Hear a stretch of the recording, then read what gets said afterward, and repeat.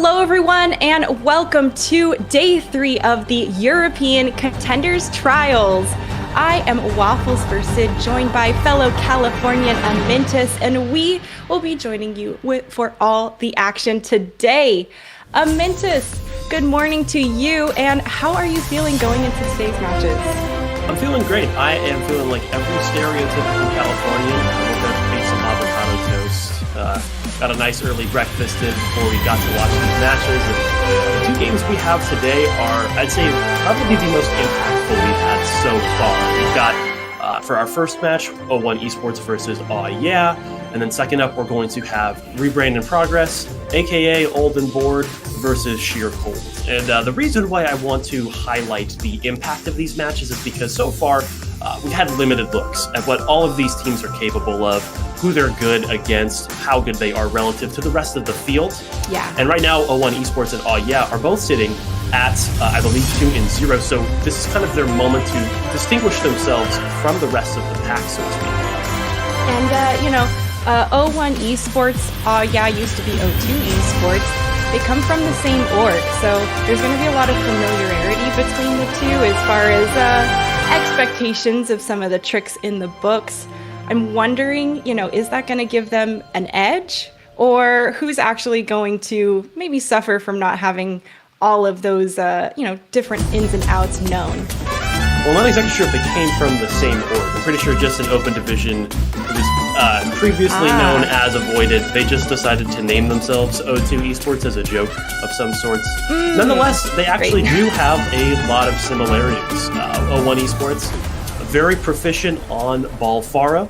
We've seen a lot of different dive looks from them, but a lot of them have involved those aerial heroes in the sky, typically the Pharah piloted by Goku. And then on the other side of Aw Yeah, we have something that I don't think I've really seen at the tier 2 level before. They just decided to pick up a really good streamer when it comes to one hero and have him one trick. And that streamer is Necros. He's playing Genji for them. And so far, he has been putting up some insane performances. They haven't dropped a map yet. And, that begs the question of who is going to step up and either shut down Necros, or, is Necros just going to be this force that is dominating and pretty much unhindered when he wants to go in the back line and slice people up with that blade? He's gotten a lot of support from his teammates as well, though, but, it's about enabling those DPS, and, well, we'll have to see if they can keep doing that on top of it. Absolutely. It really is about the enablers that give the DPS, particularly the one-trick DPS, all the resources that they need to pop off. Because, obviously, Goku in the skies on Pharah needs that Mercy Pocket, and he's going to need Peel from a Diva. IMO97 so far has been pretty capable in the past, but against a team like Aw Yeah, where a lot of this damage is very difficult to matrix down on a Diva, things like a Genji dash, it's very difficult to avoid, even in the sky. So I'm going to be really interested to see that matchup between the Pharah and the Genji, which one gets to pop off harder. And at the end of the day, I think that's going to be the defining factor in this match. This DPS lineup between these two teams, so stacked with individual talent, and they have supporting pieces to help them through a lot of these tougher, longer fights. Yeah. Well, you were talking earlier as well about the ball players and how impactful they are in, helping enable some of the DPS. And, well, my eyes are also going to be on how much are they able to capitalize and communicate those low health targets with each other and just polish them off real quick. We saw Aw Yeah have a really good ult rotation economy with those different resources like the minefield and the blade. And, well, it's going to be tough to push into so many impactful and just large, devastating capacity ultimates. Absolutely. Something that went kind of under the radar, I would say, was Kaiser's performance on Sombra when he was substituted in over PvPX on that Junkrat. I think Kaiser is one of those players that has been around for such a long time. You can reliably put him into basically any situation and expect him to, at the very least, try his hardest to perform and put up some decent results. Nonetheless, when he was on Sombra, he was making so much of a difference with every single EMP that enemy teams just really struggled to even crack past that first point of fight. So coming into this match, I think O1 Esports has their work cut out for them. They know who's playing. They're loaded into the lobby. They can see that Kaiser is going to be starting on DPS over PvPX. So they have to be expecting less Junkrat and a lot more flexibility. And it's going to be that flexibility that will be key for whoever can truly get more of an edge over all of these individual DPS plays we're probably going to see performed. And some of that support, the DPS can't do anything without the enablement of their supports and without giving them that sustainability from some of that chip damage so they can get aggressive and get in there and get the work done like we saw from those EMPs, just catching so many people in the back. Something to note as well going into this would be the past performance of both of these teams. O1 Esports has had a bit of a rocky time with things recently.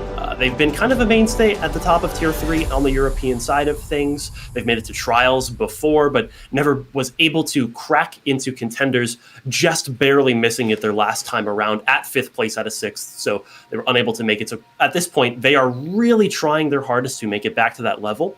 Whereas Aw Yeah has been kind of around for a very long time now under a lot of different banners. I think most notably Avoided, the most popular iteration of this team. So far, I think they had a bit of a struggle with it this most recent trials. They went 1-5, but now bringing in Necro seems to have changed everything for them. It'll be really interesting to see how that Genji adapts into the style of O1 Esports.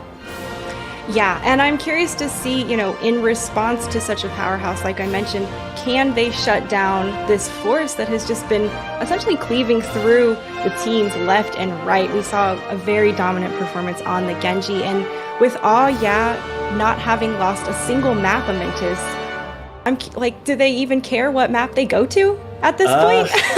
I don't really know. That was something we were discussing in the pregame as well. We have yet to see Aw Yeah put, in their comfort zone, right? They haven't lost the map and then had the opportunity to define the terms of engagement. Nonetheless, we're going to be going to Busan for our first map, and when I'm considering all 3 sub-maps of our first control here, I think this might favor O1 Esports a little bit. You've got a lot more ceiling room to work with to enable Pharah on 2 of the 3 sub-maps. Everything outside of Mecha Base seems to be a decent spot for the kind of comps that we're going to see out of both of these teams. It's just, I think it does favor that Pharah a little bit more. We were talking a little bit previously about some of the balance changes that might influence the outcome of some of these trials matches, and one of the biggest ones was the hit scan fall off nerf, which basically means from really far away, Pharah is almost impossible to remove, even with characters like Widowmaker on the field. You can land headshots, sure, but it's kind of a coin flip. Other heroes like McCree and Soldier in the past have been very consistently able to pressure out Pharahs. And now, with Aw Yeah coming in with essentially a Genji one-trick and Necros, there's really no hit scan threats left, except maybe the support line. I think we might actually see some Ana play coming in, and maybe that's how they wing clip the Pharah. It's going to be tough, and there's also the option of, okay, we know that they like to play Pharah. We know that Aw Yeah favors more of the Genji comp. Can you play the Genji comp better and with more threats than what they're presenting with the Pharah comp, right? You can either counter them or make them counter you, and that's what I'm going to be looking to for these teams as well. Interesting that you mentioned the Genji, because I did take another look here. We don't have Necros in for the first map, surprisingly enough. I think potentially Aw Yeah came into Busan and recognized, okay, well, maybe this isn't the best place to force Genji. So let's sub in one of our subs. We'll get a better look at who exactly that is as we load into the series, but surprising absence in the lobby right now. Nonetheless, I think that's going to weigh heavily on the minds of O1 Esports. They're racking their brains trying to figure out, now what are they going to do? Well, and that is definitely probably one of the benefits of being well known for a certain composition, is that everyone has prepared a recipe to counter you or to counter you if they can. And when you just blatantly changed up a major piece of that recipe they were trying to account for, what? Ooh, looks like we got a bit of a disconnect from Waffles. Nonetheless, kind of curveball are they? Oh, she's back. Hi. Oh, are we back? Maybe not. Hey, so what was it? Could either I mean, the O1 Esports is going to have to be diverse and handle the change-up last minute with Necros not being in on the Genji. Exactly. I think that's something they're very capable of as well. Problem is, they have Goku in to start, and that's basically locking them into that Pharah style, so they can't make adaptations necessarily in hero selection. It's going to have to be through the gameplay, through how they focus out individual targets. And coming into our first submap of Mecha Base, I don't think Goku's going to have an easy time with it. These ceilings are just way too low to force the Pharah. So going in, I think we might have to see a bit of a skew, and if he does try to play Pharah, it's going to have to be something so spectacularly different from what we've seen from them in the past that it catches Aw Yeah off guard. Nonetheless, I think Aw Yeah has the big advantage here.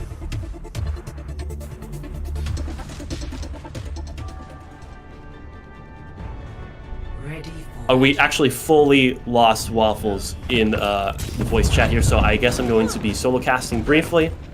Start off this match. We've got Aw Yeah versus O1 Esports in the spawn room. Already we can see Kaiser back on that Sombra that we saw previously. And Isaac in for the sub-role DPS. He's actually starting on McCree here. And we did briefly touch on what Goku might be playing. We actually have him coming in on Soldier, and I believe Waffles did just rejoin. Glad to have you back. Hey, what's up? Thank you so much. And, so hop back into the game. Take it away a little bit longer for me. For sure. Okay, Goku coming back on Pharah now. Flops back over from Soldier. Aw Yeah, flanking on this top left side, Kaiser. Playing things a little bit slowly alongside his ball in Chasm, waiting for the right opportunity to strike. And that time is now. They found one. They push him quickly, but the boop comes in from Imo to defend from the slam. Hack comes onto Apple from Kaiser. And that is a very lonely wrecking ball. He's gone instantly. Both of them actually sleeping on the job, caught out, but it's Aw Yeah that actually manages to recover first. And these hacks from Kaiser are leading into individual picks on these tanks so consistently. That's 2 for 2 now. Even though trade kills come back from the DPS, Aw Yeah has the initial advantage. They just need to take it to points. Kaiser drops, storming out Goku, manages to win the duel with 6 HP, gets the health pack hacked as well. The point has still not flipped, so neither team taking up percentage just yet, but again, Aw Yeah, coming back strong. I'm Special has been alive this entire time on the Zarya, maintaining that charge and is able to use it to laser down anybody from O1 Esports. That stabilizes and comes back in. Finally, Aw Yeah manages to capture the objective. I can see it sits back, I think. So, okay, maybe, yes? Okay, hey. Fantastic. Hey, what's up? And, well, now Esports O1 still trying to hold and push this a point forward here. Aw Yeah has possession, and well, you can see they have the minefield online, looking to try and zone people out, Amintus. The window comes out from Abs, even though he dies. I think it's bought enough space and time for the rest of Aw Yeah to come through until Chasm goes down. Kaiser and Isaac have to be the heroes. High Noon channeled, but it's forced out almost instantly. Everyone from O1 is hiding and singling out the members of Aw Yeah over time. This recontest is going to prove fruitful. They will flip it. Aw Yeah now gonna have the minefield online to try and re-engage with it, but oh, that late pick is gonna be tough for them. They have to wait for their DPS to walk back but be in full strength.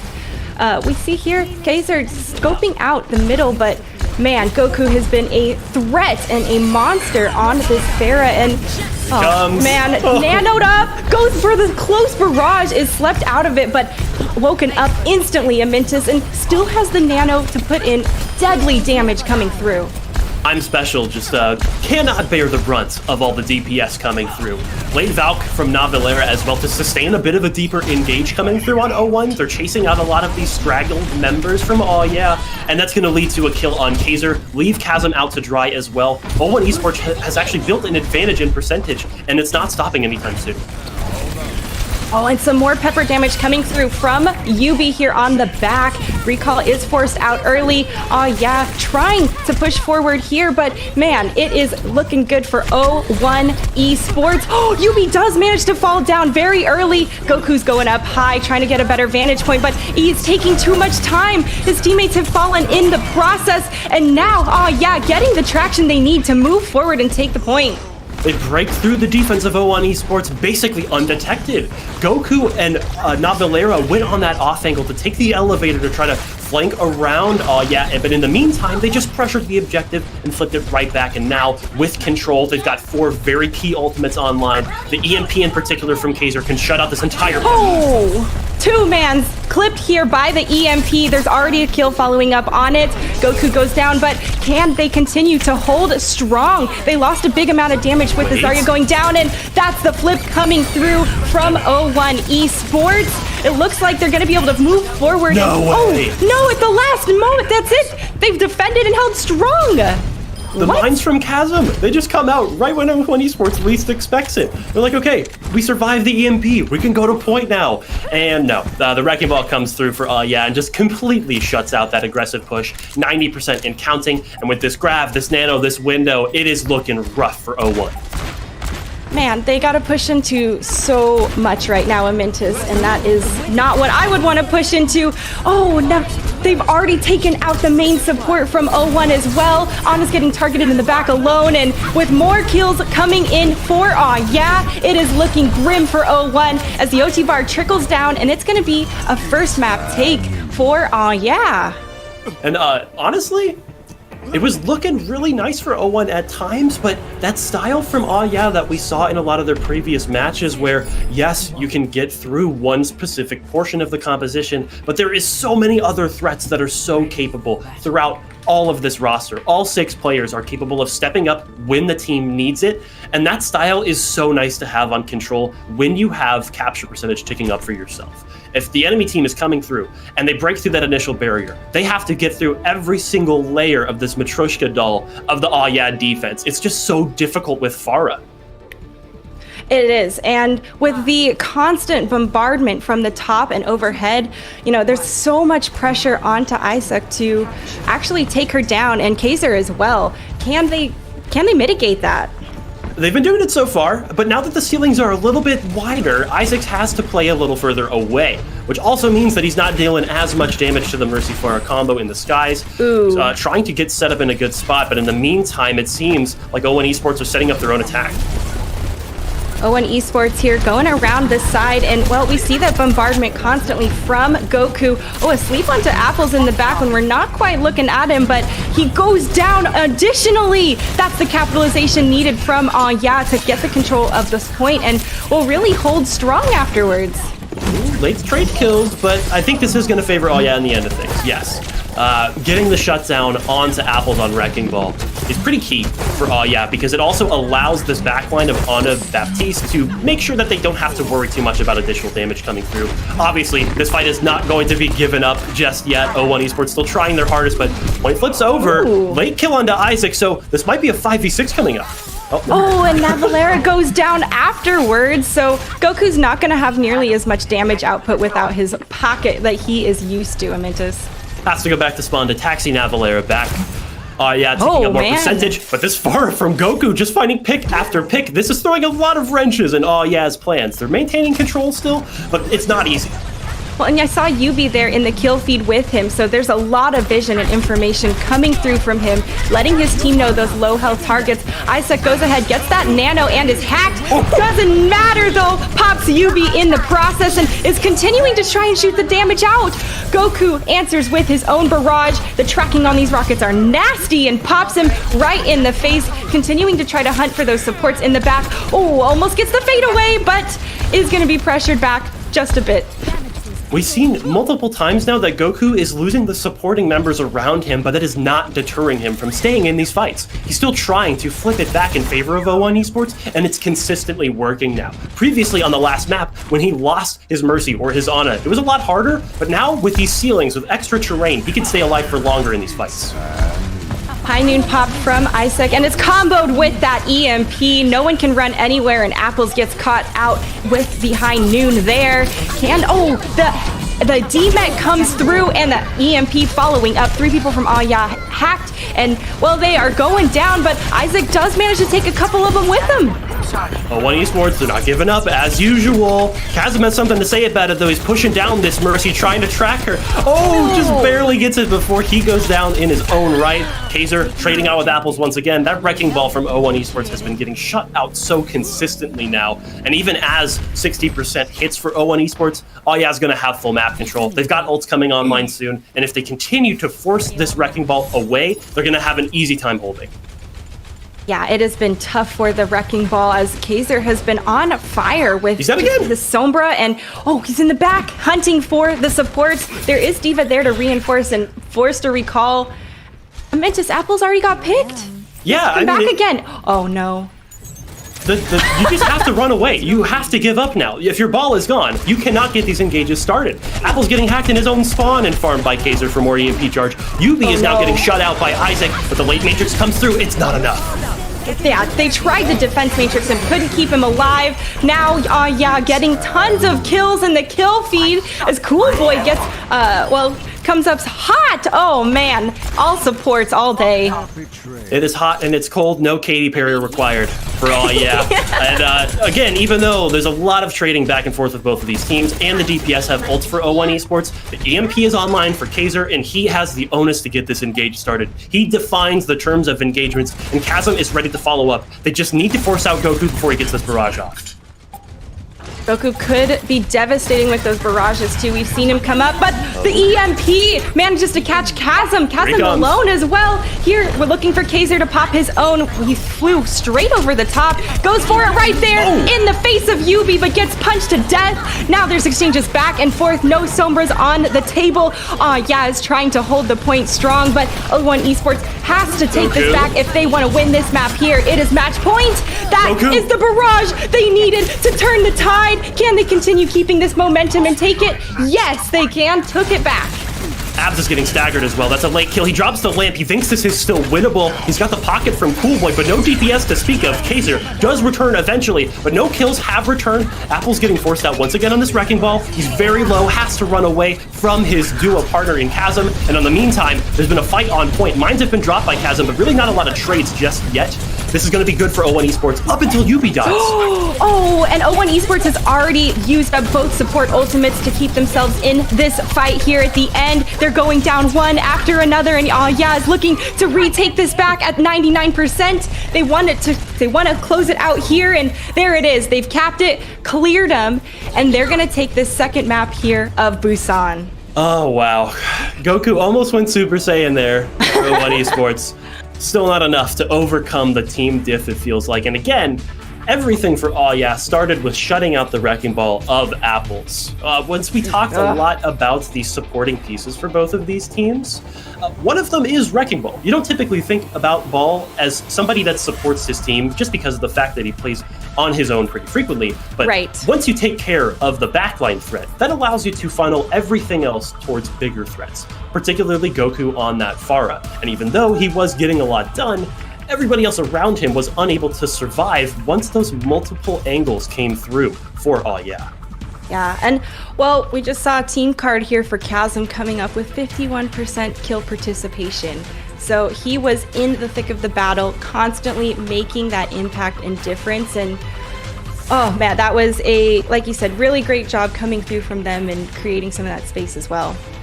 Something that I came into this match wondering just a little bit about was Isaac on the DPS role. I'm not exactly sure what he does play, but he was listed as a sub, and coming in, didn't have that bad of a performance, was not getting exposed on that McCree, and I'm not sure exactly if that's because he's a bit of a McCree specialist. Obviously, this team, is full of individual hero specialists, but nonetheless, filling the very large shoes left by Necros and that Genji. And honestly, it seems like is kind of flexing that muscle of adaptation. It seems to be working pretty well for them, and as we go towards our next map, O1 Esports has to wonder, how do we shut out this new threat?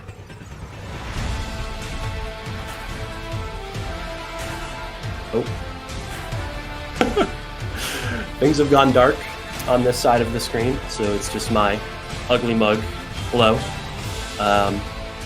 We got a good match here. Aya versus O1 so far has proven to be pretty competitive. And maybe Waffles is back, but I can't see the camera. I'll just continue filling for time. I guess I've dropped off. nonetheless, both of these teams pretty evenly matched, I'd say. Wasn't really showing in some of those individual fights, but obviously Busan as a map, I don't think it just favors Faro too much. Up until downtown, which we didn't even get a chance to see in the sub-maps, O1 was kind of at a massive disadvantage by having Goku in the first place, so not the worst result in the world. I'm fully expecting this series to have a bit of a back and forth based off of map selection. Obviously, O1 Esports wants to select maps that maybe favor Faro a little bit more than others. So we have to watch very closely and look at those map selections and see where they decide to pivot towards to maybe try and counter some of the new hit scan threats coming in from Isaac. And while we try to figure out things in the back end here, we're going to throw to a quick break. This has been a very fun experience solo casting, but I need a little breather, so don't go anywhere and we'll be right back.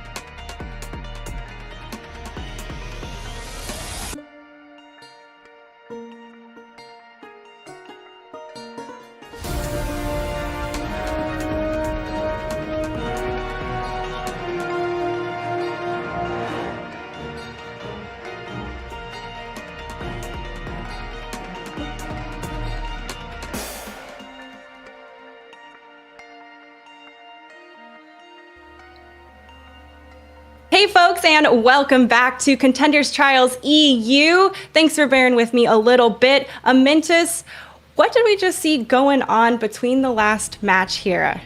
Well, I understand that it might have been a little bit choppy on your end, but to get a brief recap in, Aya takes the 2-0 victory on Busan. O1 Esports comes in with Goku on that Pharah, as he did previously. Nice freeze frame from my face, by the way, nonetheless.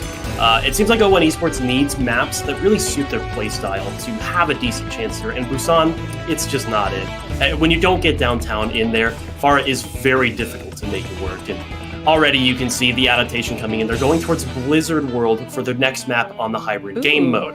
And what that's going to mean is a little bit better terrain and also better sightlines for this Pharah. Everybody's going to be rotating through same directions, not a lot of other flanks outside of the very wide one on first point, but I think everybody on O1 Esports is going to be watching that very closely. And overall, I think both of these teams are very evenly matched, but it's really going to be the circumstances of the map that defines which team has an easier time. And, we've seen really good ult economy usage come through from Aw Yeah. So I'm curious if that is going to be even more apparent coming through on Blizzard World, or, if O1 Esports' Pharah threat from that sky is going to be too much pressure for them. What do you think mindset-wise these teams are feeling going into the second map? Well, at this point, we're halfway through Trials, right? The mentality of a lot of these teams going into the rest of the matches is just finish well. By getting a good 2-0 start here, they've essentially secured themselves very good placing going throughout the rest of Trials. And I can already tell you both of these teams, their main concern is making Contenders. Even though Aw Yeah is full of a bunch of one tricks, they still want to make it there. They're still going to try their hardest. And O1 Esports, after getting that 2-0 as well, they're feeling pretty comfortable, but they still need to prove themselves against these better and more challenging teams like Aw Yeah. So mentally speaking, they're both still very in this 100% of the way. As both teams who have 2-0 records, this is really going to set the tone for who is a more dominant force in these EU contenders. And, I'm curious to see what type of response to the pressure as we continue through this series is going to yield.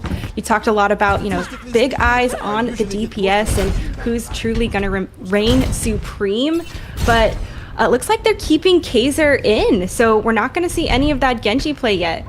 Yeah, Aw Yeah's DPS pool, in terms of the 4 players that we've seen play so far in Trials, very deep, even though they are one tricks in a lot of cases, particularly Necros with that Genji. They're more than capable of subbing pieces in to adapt to their current circumstance. Isaac and Kaiser are clearly well prepared for the strategy that O1 Esports is providing them with because it's consistent. It's not going to change while Yubi, while Goku are playing. Kaiser actually almost gets taken out there, but nonetheless, he's at 20% on that EMP and charging it up relatively quickly. Good thing Goku was not being boosted by Navalera at that time. Otherwise, he would have been toast. A good hack, though, onto Kaiser, or onto Apples early from Kaiser. That's the engagement taken out of the fight for O1 right there.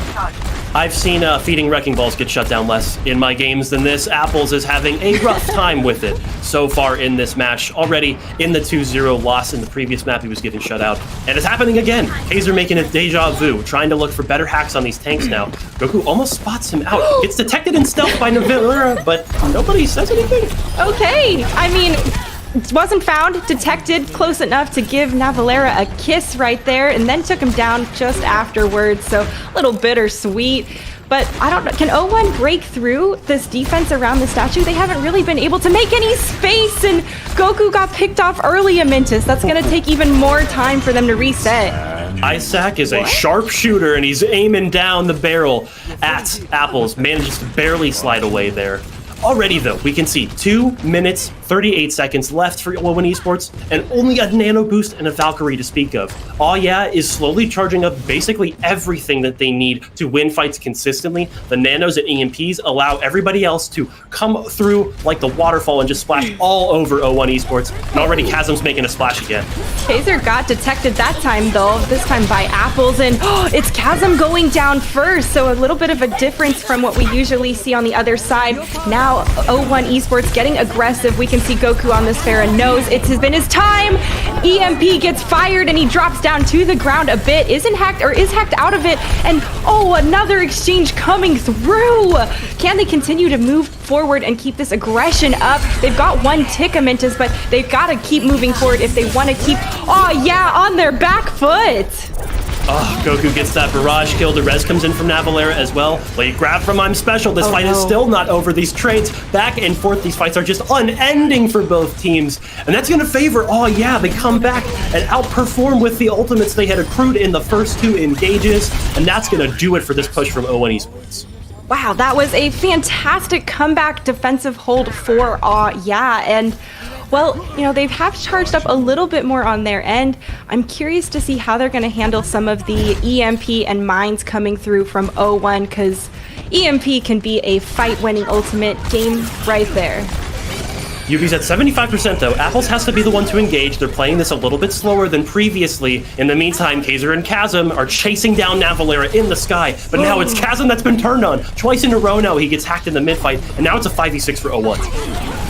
EMP or translocator thrown over, and the EMP's launched on top of it. O1 continuing to push forward. They're taking down members of yeah, and well, looks like they're going to be able to at least cap this point a little bit, but they have to get on the points. Kaiser commits the EMP. It hits 4 out of 5 people, and they're still trying to find the picks. Navalera goes down, but it is still looking like a rough uphill batter for yeah. O1 Esports. You better expect some long engages. That one was about 2 minutes. I don't think that was a single moment where both teams said, no, it's not winnable. They just think it's winnable the whole way through. And yeah, loves that playstyle. They love taking it to you as much as possible, to the point of their own detriment. Chasm has been getting hacked out and caught in the backline consistently by Yubi now. And that's allowing Goku to walk up and make more aggressive plays, even in the face of the double hit scan from Cool Boy and Isaac. So he's trying to set up this barrage once more. They need to force out the Matrix from I'm Special, maybe chip out Chasm just a bit more, but ooh, Goku's going low. It seems like O1 Esports is getting a bit of a download onto yeah. They have been taking out Chasm early, like Apples was getting taken out early. So kind of a book from their, or a page from their book as well. I'm curious to see, can they continue moving forward? Look at that momentum and mobility coming through from Goku up top. He does manage to stay alive just by the skin of his teeth, and O1 Esports are getting the rewards they want from this aggression, picking off yeah, one after another. Goku manages to catapult over that pylon in the middle of the map. None of the hit scan threats from yeah manages to shut out either the Mercy or the Pharah, and he just layers in that barrage on the most vulnerable member in yeah's composition. That's the Baptiste. Even with that lamp, once it's gone, you are a sitting duck, and O1 Esports recognize that, capitalize, and now they have the EMP from Yubi to go again. Pushing into an EMP as well. That is nasty. There it is, picking up 2 people from it. The capitalization is there from the Diva on top of it, and they are looking confident going into the street space here. Oh, I spoke too soon. They lost their pharmacy combo, so O1 is going to have to really turn the tide of this fight for themselves. Tries to get the kill onto her, does manage before the remake can be done, and well, now they're continuing to move this payload right along. Respawn advantages? Don't care. O1 Esports, they're trying just like yeah did on the first objective to push this through. Kaiser's got something to say about it. He drops that EMP. Yubi hacked, caught out by Chasm. That's a trade kill, but there is a defender's respawn advantage. Bomb comes in from Imo. O1 wants to commit to this fight here. The kill from the self-destruct on a Cool Boy is going to pretty much seal this deal for them, as yeah didn't have any of that sustainability, and we're able to burn a little bit more time down. Ooh, nice stall at the end, but still gonna be able to push it to the next checkpoint. Not nearly as much of a struggle in first as well. I think the moment that Apples stops getting shut out on this Wrecking Ball, everybody on O1 Esports feels a lot better. And there's a couple late stagger kills coming through. Cool Boy gets a little bit of assistance from his team, but left out to dry in the end. This is going to mean more free cart progress up until both teams just decide, no, this is the time to fight. I don't care that the cart's 5 miles behind us. Let's just take this. End result, though, is that O1 Esports going to continue to move this forward. And they didn't care they lost a couple supports in the process.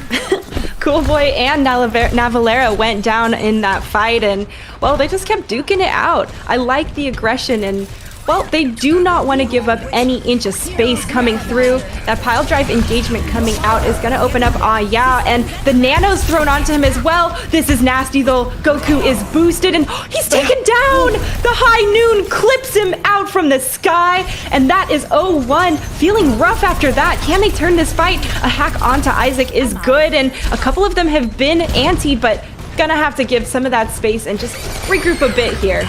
They do have to regroup. Late kill onto IMO97, and Apples just gives up. Just sits there and takes it like a Hammond, I guess. I'm not exactly sure how to describe that, but just basically watches as his team falls apart. And the EMP is going to come in from Yubi again. We've got the barrage from Goku as well. And this was the tool that unlocked them in the past. And now the counter has to come through from and that is a pause. Okay, interesting strategy here. Just press Control P, I guess. Yeah, not sure why the pause came through. We'll get to that probably eventually. But, so far, O1 Esports has been pushing this card along. It's been stalled out around the third point. Not that surprising. It is hard to push it to the third checkpoint in Blizzard World for sure. That spawn advantage is massive for the defenders. Looks like we actually did figure out the reason for the pause. One of the players' monitors just decided to churn off in the middle of the match. So hopefully he can find the power button. Maybe the cord got unplugged. Overall, though, or the cat. I would say the cat decided to take a swipe at the keyboard or the cable. That's happened to me a lot of the times. I'll type out some gibberish from my kitten. Love that cat. It's the nudge up into the power button. That looks like it'll scratch my cheek. Well, off. Cats are evil creatures sometimes. Nonetheless, though, I'm not exactly sure why Abs had to dip out, but we're going to get right back into it here. Unpause coming through, and this engage is about to unleash. And we see so far, Chasm has already ground pounded in there with the bubble for himself. And I'm Special has been helping out his friend left and right on that. The EMP is found, and Yubi goes down after the EMP is launched. It looks like there was not as much coordination on that as we had seen in the past from them. And there's only 1 second left. Goku feels desperate, has to make a play, and it ends up working. Barrage kills I'm Special. Oh my so gosh. No Zarya charge, no bubbles for the rest of the team. Isaac is caught at a no man's land. Apple's trying to push, but they get the trade kill. Isaac trying to be a hero here in the back line. He gets antsied and has been harassed from a long distance, but Goku wants to make his own hero plays. We saw it happen earlier. He's been nano boosted and is trying to find the value. The pharmacy's caught in the grab. They can't escape at all. Navalera tries to keep everyone topped off, but the minefield coming through from Chasm's going to zone everyone off, and that is going to be an end for that first round. Isaac McCree, man.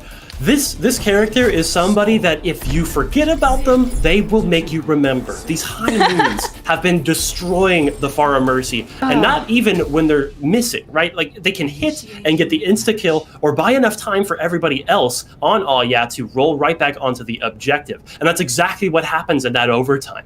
Just buys so much time and space with that high noon. Even though it doesn't find anybody, it allows Kaiser to come back with that EMP. And this scrappy fighting playstyle coming in from I think O1 Esports doesn't have enough gas in the tank sometimes.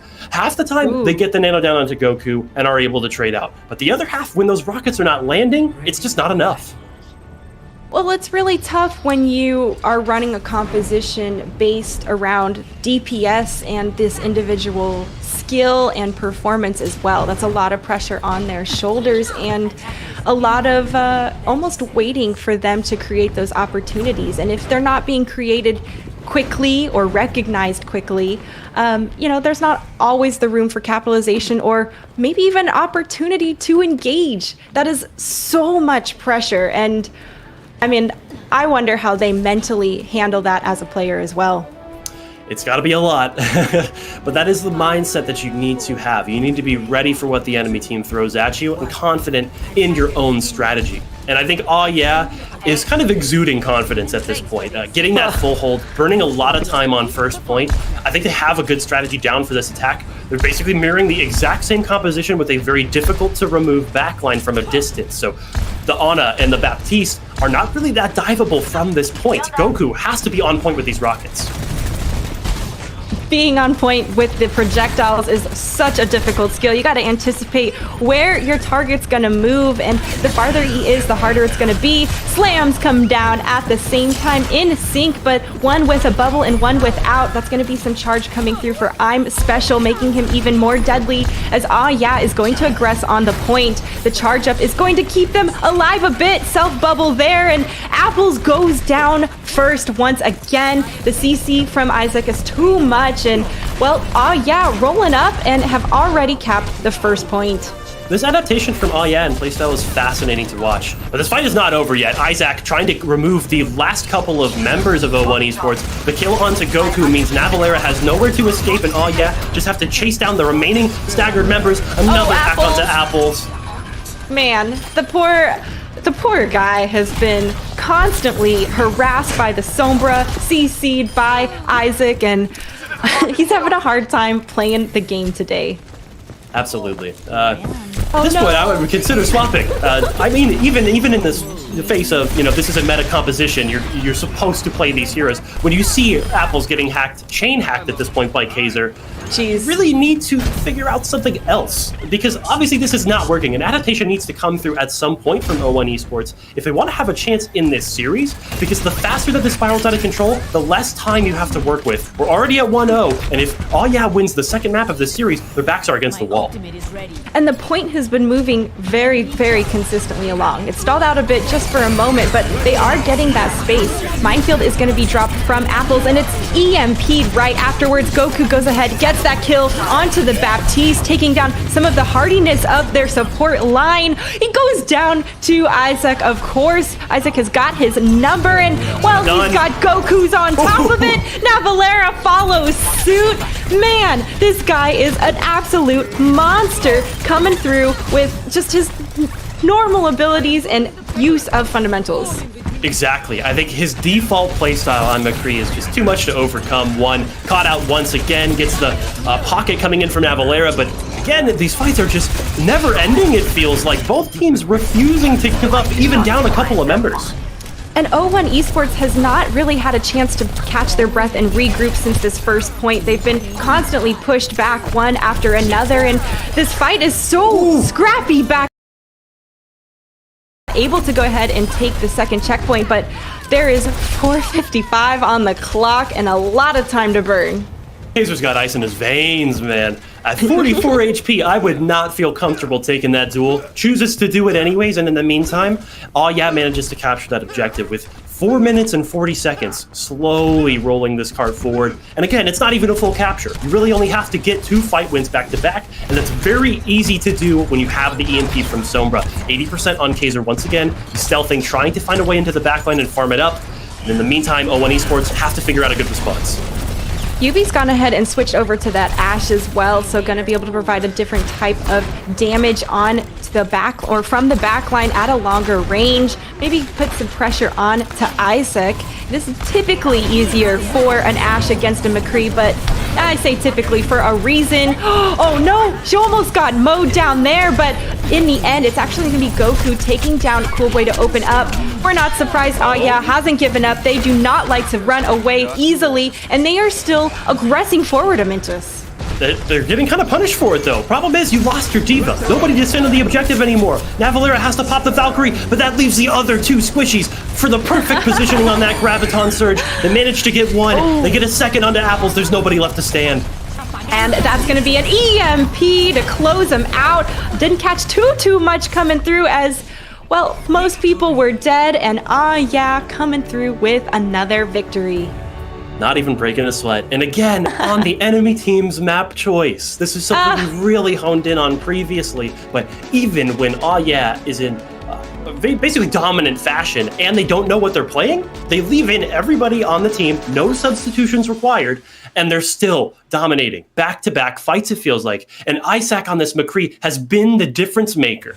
And we came into this match kind of expecting to see more Genji coming through from Necros, but obviously, they had to adapt to the circumstances. They know that O1 Esports, when Goku's playing, they're going to be playing Pharah. And that's why they left Isaac in. So going into the next map, are we going to see an adaptation from O1 Esports once more? We've seen previously that they are capable of subbing Goku out, having another hit scan player come in, or maybe just some kind of mix-up compositionally speaking. But so far, the way things are going, Oh Yeah is going to continue to dominate until O1 Esports changes. And they're going, you're right, they are going to continue to dominate unless O1 does something to change up their attack. And, the comment you said in the middle of the match where Kaiser is chain hacking Apples, man, that hit me and I felt so bad for him because being chain hacked typically that's not something you see done to, so much of the ball camping as you see a support running back or, just getting strung out. Supports get strung out. Yeah. But he was so impactful in that fight. And, it felt like eventually both Hammonds were kind of struggling a bit to always find the engagement and value they're looking for. Yeah, I really do love that adaptation from Kaiser. He recognizes that, hey, these guys, they're going to try to go for a back line, and I need to start playing these fights front to back to shut out the dive as it rolls through. And a lot of these times, Apples feels like there's a good engage, and that's why they're trying to go for it. And then all of a sudden, Kaiser just pops out of stealth and is like, hey, forgot about me, hacks him, and he's dead. Then it's a 5v6, the rest of rolls through, and that's why you get these performances consistently out of these new players, particularly Isaac. It's very easy when you don't really have to worry about a lot else. And hopefully for the rest of this series, O1 Esports gets something under their belt, because so far nothing has landed. Yeah, and they are pushing into a tough lineup of We mentioned how they did have a lot of specialists on their team, and they're very comfortable in the characters that they select regularly. We haven't seen that Necros Genji yet, but of course the DPS have been doing absolutely phenomenal so far. Folks, we're going to go to a quick break, but we'll have to see if O1 Esports can bring it back, potentially for that reverse sweep, or if is going to maintain that pristine record and not lose a map.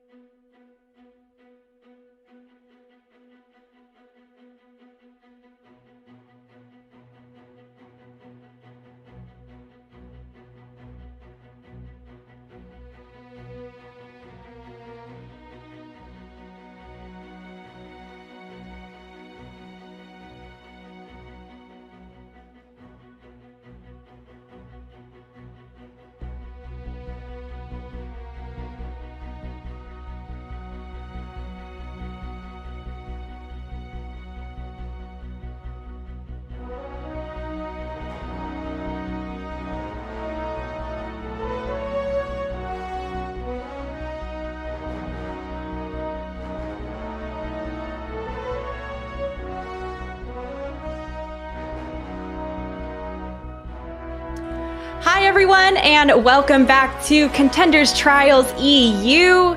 So far we have been watching O1 Esports go up against and has continued to maintain their perfect record of not dropping a map yet. We are at 2-0 in our first to 3 Amentus, and O1 Esports is going to need to dig deep if they want to come back and take this to I fully expect them to be capable of doing it. We've seen them have a bit of a back and forth series previously. Their last win was a 3-2 over Mind Goblet, I believe it was. And at certain points in that series, we saw Quartz, the sub DPS for O1 Esports, getting swapped in to play that hit scan role.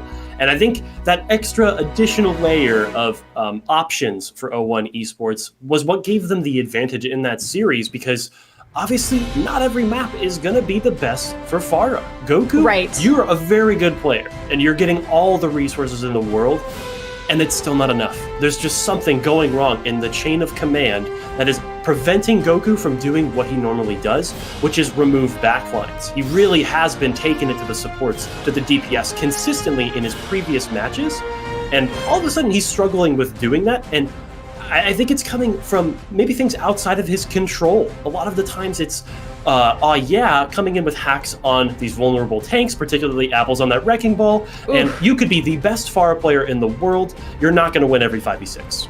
Yeah, and there's no chance that even you could be the best one trick of anything in the world, and winning a 5v6 really is not going to be in your wheelhouse. And you're right, Apples has been just constantly berated by the Sombra being hacked and not allowed to really make those engagements. And I feel like Chasm is doing a good job offensively on that ball and really forcing O1 to be reactive every single time to those ball engagements, instead of trying to set the tone or the pace for themselves and the pace that they're comfortable with. Yeah, and something else that we should note as to why that might be happening, take a look at the tanks from some two players that we haven't really been highlighting throughout the course of this series so far. Chasm and I'm Special have been wreaking havoc on the front lines for So not only is Kaiser shutting out Apples consistently, Chasm and I'm Special are remaining a consistent threat throughout the duration of a lot of these fights. And I actually believe that we're waiting on a couple of members coming through for O1 Esports, but both teams have marked themselves as R. We'll be loading into our next map a little bit soon, but we're going to have to figure that out in a moment, as just having a couple of delays in the back end. But nonetheless, I think O1 Esports definitely is going to come into this next map with some new ideas, some new compositions, maybe some swaps coming in the DPS role. I would really love to see Quartz come in to play that hit scan to maybe have a bit of an easier time shutting out Isaac on that McCree, who has been dominating so far. Yeah, well, and we've seen Isaac really just perform well with the primary fire of Peacekeeper. And that is so devastating, right? You can hack him and it doesn't matter. He's still going to be able to output those damage because he hits those shots. I saw in a previous game, I think it was when they were against Mind Goblin, that he actually opted to use High Noon for the reload instead of the full, channeling energy type of shot. And I'm never good enough to need to do that, but that is something that you see when, they know the output of damage they can give is much higher and faster than the ultimate. And using that as a reload, to me, definitely showcases how many hours he's put in the game and how good his judgment is when, you need to use that versus you just need to fire more shots and put that front damage in. We're going to be moving into Volskaya, so do you think we're going to see more McCree from Isaac, or maybe a little bit longer range character?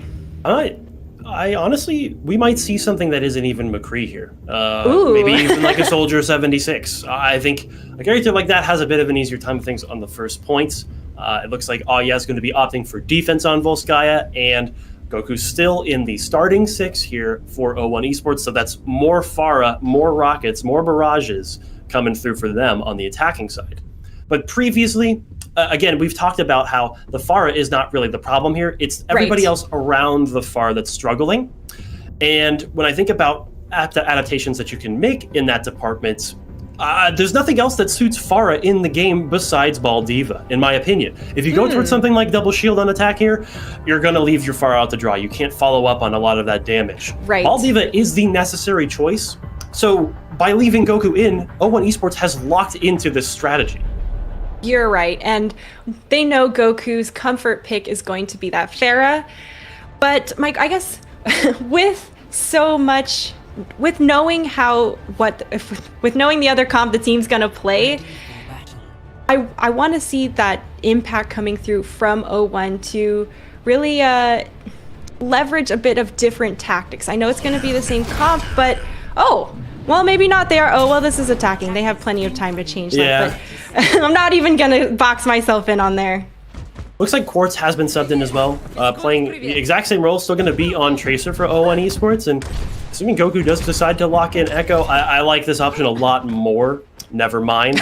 Gonna play Pharah instead anyways, but again, you can see on the side of no changes hero-wise. We're still playing Zarya, still got the McCree Sombra, still got that Ana Baptiste. Very difficult to dislodge with that poke damage coming through. And really the problem has been following up, it feels like. Goku is putting on. He's doing a lot of damage, but now it's on O1 Esports to come and help him out. And O1 Esports is running that mobile and fast comp that you were talking about to be able to capitalize and help Goku out. They rely very heavily on that element of their teamwork in covering each other. Good defense matrix to cover Navalera there. And Apples pays the price with his life. He's the first one to go down once again. And that's the engagement off the table for O1 and back to spawn. O1 Esports decides, okay, well, let's not try to assist the dive. Let's just make it really hard for them to dive us. One goes over to that Lucio. That's an additional environmental pushback on the dive coming in from Chasm and I'm Special.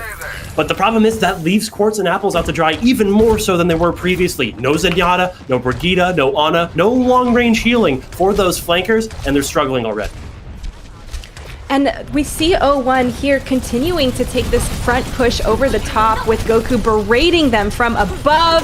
An hack comes through, but and there's the pick on top of it. Just looking very comfortable at handling any aggression coming through from O1 Esports. If you saw what happened in that fight, I'm Special got hit with quite literally everything that O1 had in their back pocket. Still wasn't enough to kill him. The lamp comes out at the perfect time from Abs, late bubble from I'm Special as well. Even when everything lands for O1 on a vulnerable target, he survives. What more can you do on the side of O1 Esports? There's just no adaptations left besides going for a full comp swap. And I mean, look, Isaac's got this high noon online again. Goku and Navalera gonna really feel the hurt on this one. Chasm fell a little low, but he's got all the resources he needs to top himself off. Hammond Special is rolling away in time. Okay. Quartz just dominated right there, taking out Isaac and Abs in the process. That's 2 down and more to follow. O1 Esports getting the traction they need. Grab has been thrown as a late commitment from trying desperately to save this fight for themselves, but I don't think that was gonna be it. Quartz making his name known in the kill feed. Gets subbed in, gets 2 headshot kills back to back. Taking out that high noon in particular from Isaac opens it up for Goku to stay alive in that engagement, particularly Navalera as well, so that they had the skull ticked up completely there. Chasm going for a little bit of Wrecking Ball fun time, rolling around, building some old charge. Overall though, O1 Esports has the advantage. Kaiser has to basically catch everybody with this EMP to win. Yeah, that's a lot of pressure onto Kaiser. Apples almost goes down to some CC. That's not enough coming through for the EMP as O1 continues to aggress forward. They have ults online for days. Both support ultimates have been committed and Bob is thrown into the thick of the battle on top of it. Goku's barrage manages to find Kaiser and now he's just continuing to hunt with his damage boost, taking out more and more of, they have to handle all the trickling coming through Amintus as the supports are taken out one after another soon. Finally, the point is capped for O1 Esports and that was a very strong offensive performance from them. Absolutely. This is the complete reversal of what we've just seen in the past 2 maps. O1 Esports subs in Quartz. They take that pause time to refine their strategy, come back into that first point push, and really that double headshot coming in from Quartz on Ashe just totally changed the entire course of this series. Now, O1 Esports has a serious chance at going the distance in this best of 5 because now they have a hefty time bank coming in from that attack. And even if this defense doesn't go perfectly for them, all they have to do is stall till overtime on second, and they've bought themselves at the very least a tie, and likely a map win here. This is basically O1 Esports is to lose. And now I think it really is about if Aw Yeah can disrupt a lot of what O1 has been doing so far. And that comes from the Ashe. That's just the only way to put it right now. Goku consistently dealing damage, but now Quartz is layering it in as well, surviving in these engages. Aw Yeah has to change their strategy once more. I am concerned for O1 once Aw Yeah has all of their ultimates online, though. I think their use of them has been very, very well-timed and extremely detrimental for O1, especially when you get those EMPs that were hitting, you know, a substantial amount of targets. Couldn't quite make the hero play needed at the end, but man, they were stacked against a lot of ults. And I hate to say I'm Nostradamus here, but yeah, Isaac on that Soldier 76 going to be popping those tack visors, having a little bit of an easier time at range with Quartz as well. No fall-off damage on that rocket is a big threat to a long-range sniper. But already O1 Esports have been given a lot of space here. It seems like Aw Yeah wants to take this a little bit slower at the beginning, get some charge on their Zarya and set up the Sombra. These are get spotted out early though, so forced out, not going to be building up EMP quickly enough.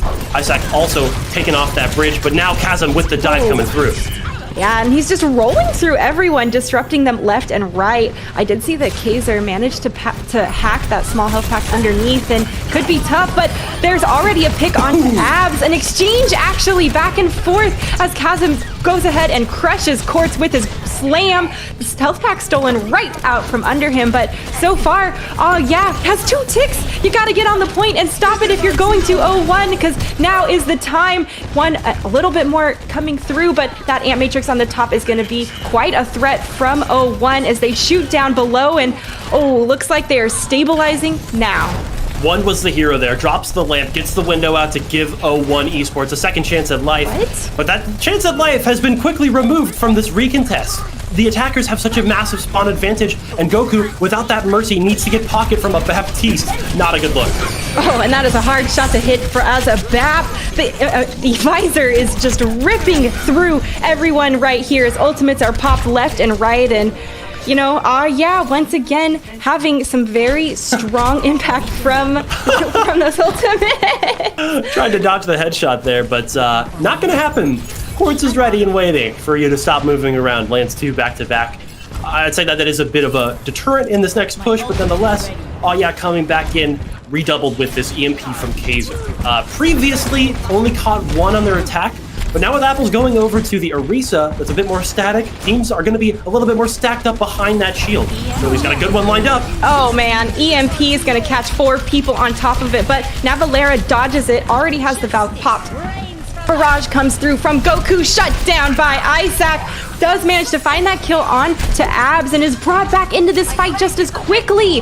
He's gonna have to make some hero plays of his own because Aw Yeah are getting the kills in their favor. Isaac gets shot in the back, but there's still gotta be more in the tank for Goku if he's gonna turn this 4-0-1. He does manage to find I'm Special, but the point's being capped. You gotta contest. It's slowly, almost going down. There's Pharmacy, removedAmentus, and can they even contest it after this Amp Matrix is popped? One trying his hardest, gets the kill onto Abs. That was the Lucia that shut out your Pharah Mercy previously, and now he's using it to laser down Chasm, soloing out that Wrecking Ball. 600 HP gone in an instant. O1 Esports still managing to hold, but they gave up 2 ticks to do it.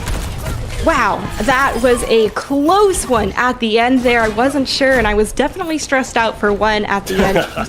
Facing off against the Hammond and dancing through your Ant Matrix definitely looked like he was keeping his cool for the most part.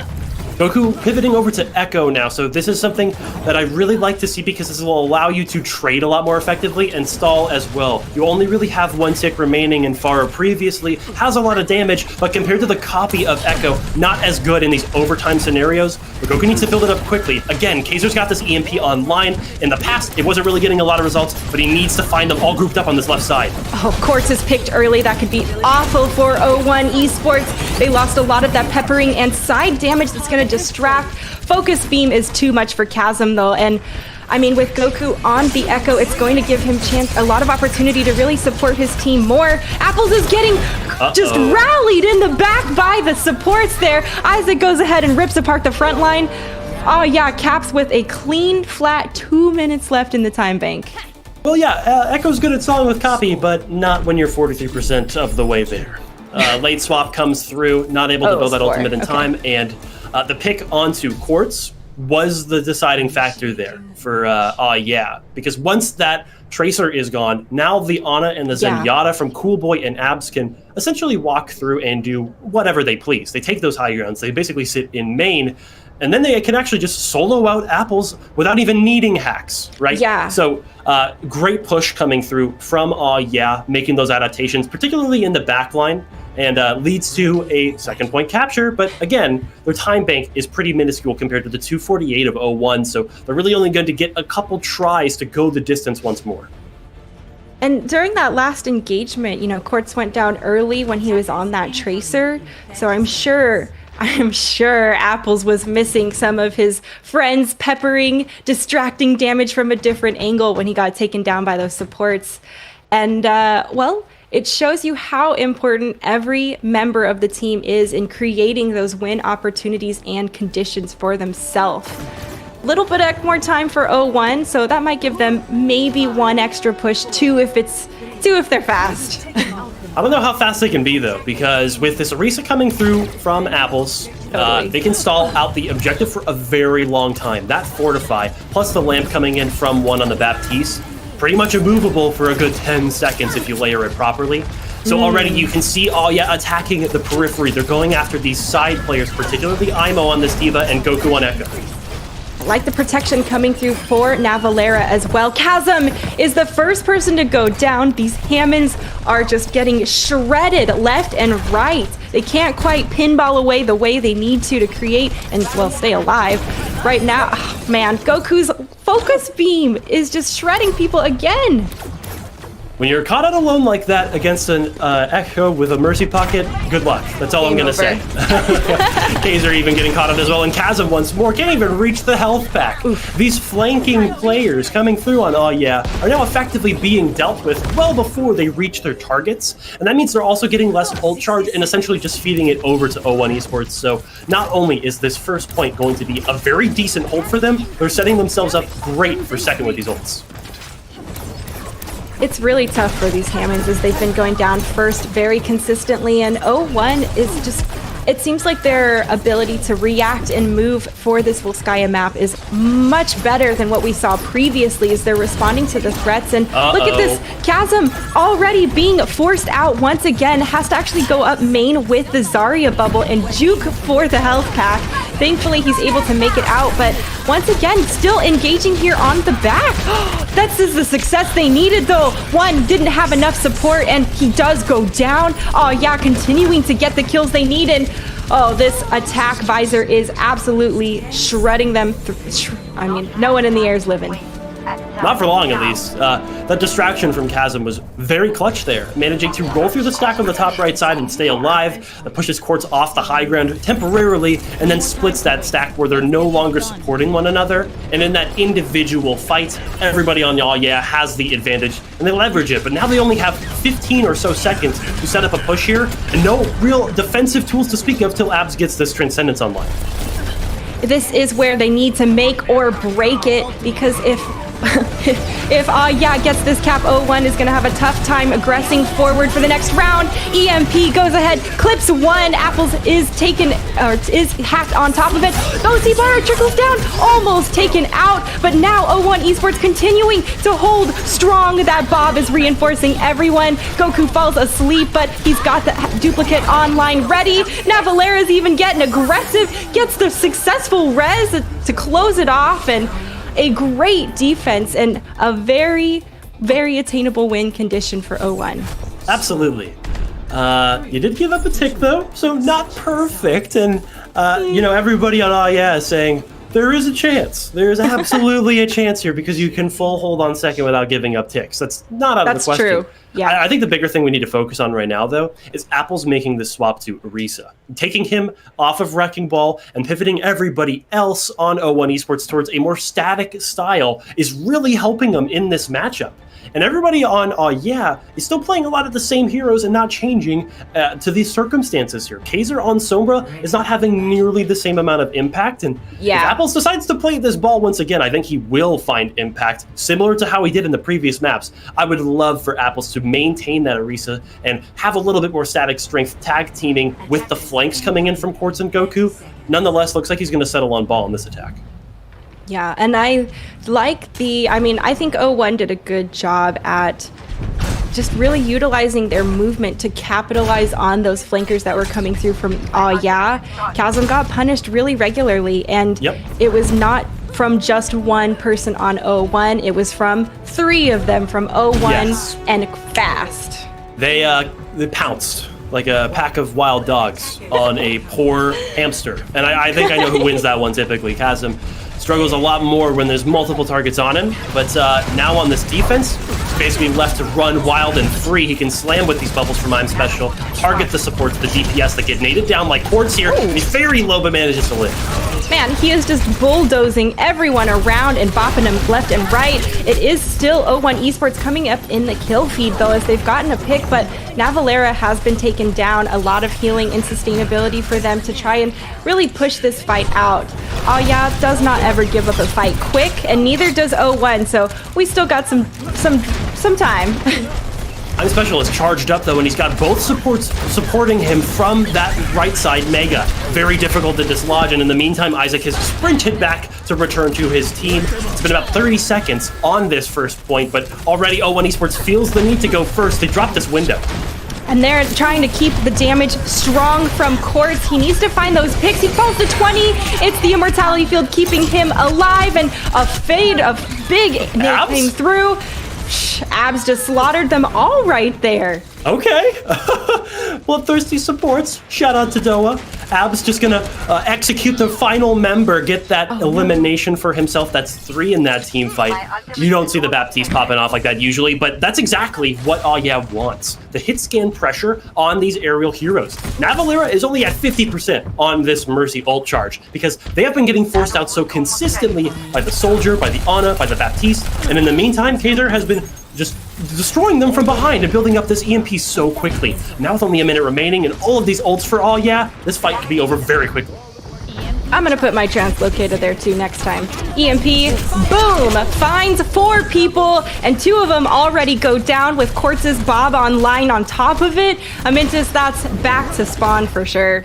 This has burnt enough time on the first objective of Volskaya, where now we're really in a scenario where it feels like has a winnable fight here. They can actually win this map and go 3-0 in the series.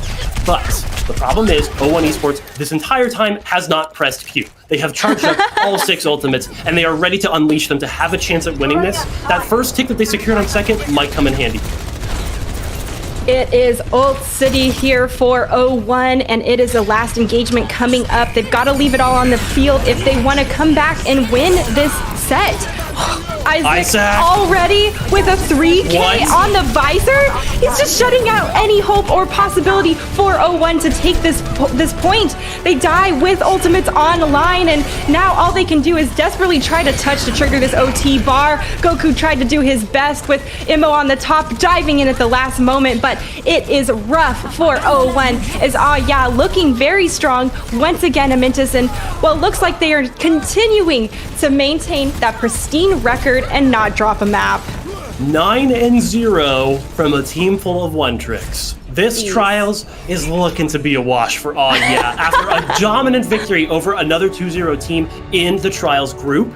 I mean, that was just clutch coming in at the end there from Isaac, and this is a player we have yet to really see on stream. He's making a big impact when all eyes are on him. All right, let's take a look at this beautiful ultimate he's got going on. There it is. You don't really have to aim with the TAC visor. You just put yourself in the right spot and the enemies come to you. That's exactly what happens in overtime there for Isaac. And the rest of All Yeah, they are more than happy with a victory like that, keeping that pristine map score alive, 9-0 like we talked about. And something I want to point attention to is that there were moments where O1 Esports found some footing, and they were able to make the adaptations necessary, but they were almost always so short-lived in the individual performances compared to All Yeah. At some point, somebody stepped up on the side of All Yeah and said, hey, no more. We're going to just destroy you in this team fight, and all the momentum just evaporates for O1 Esports. And in a competitive best-of-5 series, when every single time you feel like you have a lead, it goes to nothing, hard to stay in until the end. Yeah, and mentally also very difficult to combat and get back into the rhythm and reset yourself for the next match coming up. I think that Kaiser did a great job at pretty much dialing in how to shut down the Hammond and getting those EMPs and harassing the backline up the wazoo. Man, I felt bad. And I mean, I still can't get the word chain hack out of my head because that is, man, ouch. I don't want to experience that anymore. And I hope none of you ever have to as well. Looks like we are going to get Abs, the support from Aw Yeah, coming in to interview with us here in a moment, folks. So don't go anywhere. We'll be right back.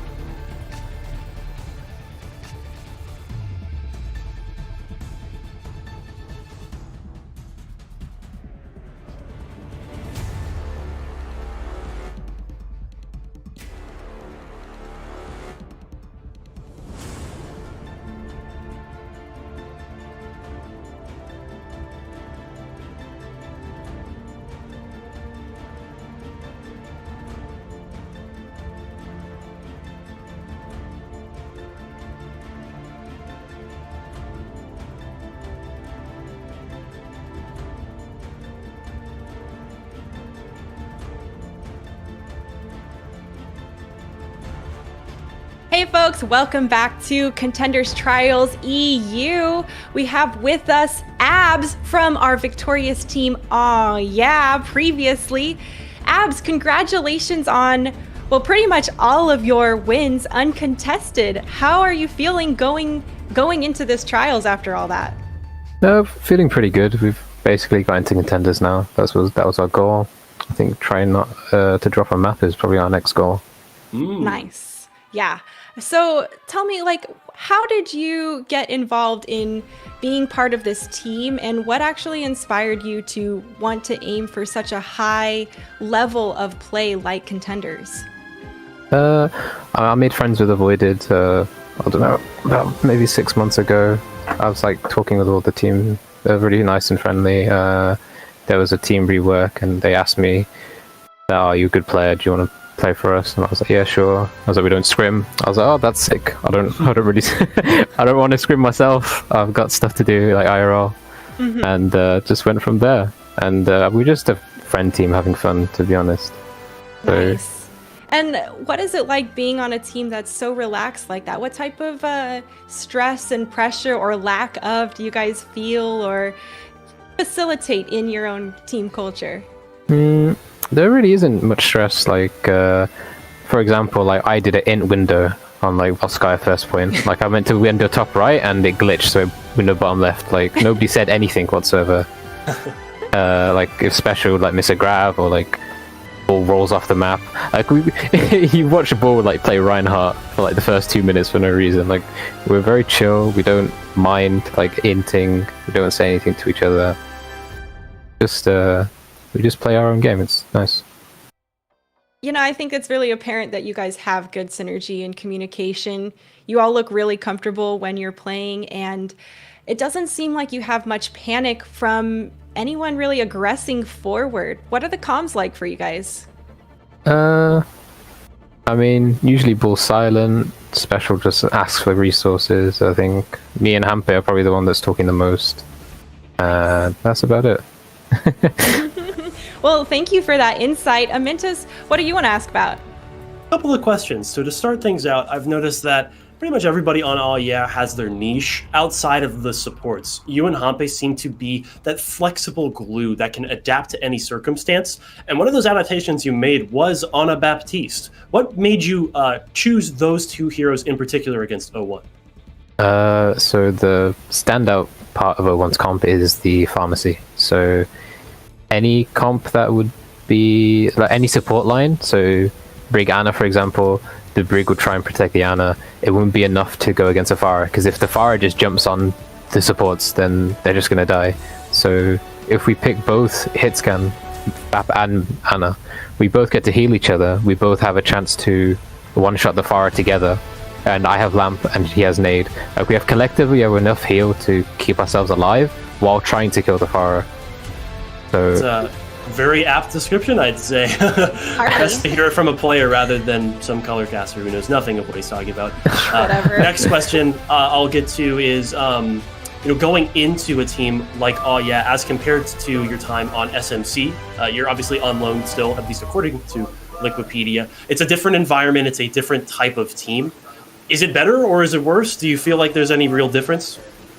on SMC, I wasn't really an active player. I was more of a substitute in case something happened with Sab or Kumba, Johnny. But on Oh Yeah, it's more of a. I'm more of an integral part because we've already got two support players. Right. So yeah, that's really it. Well, it's nice to feel needed, I'll say. Yeah. Last question mostly it's because I don't scrim. Is there anybody that you would like to shout out before we send it over to our next match? Anybody at home? I actually don't really. Sorry for the crap answer. No, I don't. That's okay. Well, thank you so much for joining us, and once again, congratulations on your win, Abs. You are absolutely an instrumental part to this Aw Yeah lineup, and it has been shown very well that you guys are a dominating force so far in these trials. Best of luck to you coming up in your next games, and I hope you still, can stay relaxed and have fun with everyone like you have been. Yeah, thank you for having me. And yeah, hopefully we will. Thanks. Oh, all right, folks. So that was our first match so far today, closed out with O1 Esports versus Aw Yeah. Amintus, Aw Yeah, once again maintaining that pristine record, not dropping a map, but got some more coming up for you in just a moment. Got rebrand in progress versus Sheer Cold. So, we'll have to see if they can bring some more heat to our games or if anyone's going to be dominating like we just saw. Amintus, any thoughts before we pop over to break? Sheer Cold is trying to put him on ice once again. Right now, Rebrand in Progress is sitting at 0-2, Sheer Cold at 2-0. So far, it feels like Sheer Cold has not had their hand forced, only dropping a map so far. And Rebrand in Progress has been struggling slightly to get to this point. So this needs to be a rebound game for our IP if they want to make Contenders, but we're only going to be able to see how that goes when it's live on your screen. So we're going to a quick break. Don't go anywhere, and we'll be right back.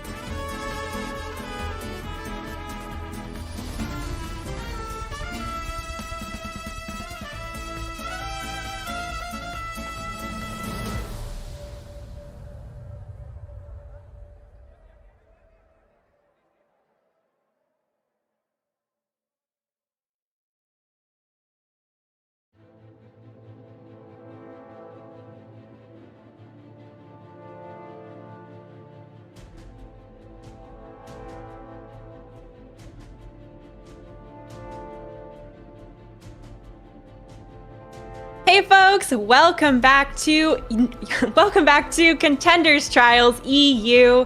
we are about to see our next matchup of Rebrand in Progress, or RIP, versus Sheer Cold. Mintus, we know a little bit about these teams, and, they've been around. Sheer Cold in particular has been around for a minute, and, well, they are a 2-0 record. What do you think we're going to see coming up? Honestly, I feel bad for Rebrand in Progress. You're facing a team that quite literally has the most experience out of any Contenders team with winning trials. This is a team that has consistently straddled that line between 5th, 6th place and breaking into the top 4 to secure a second Contender spot.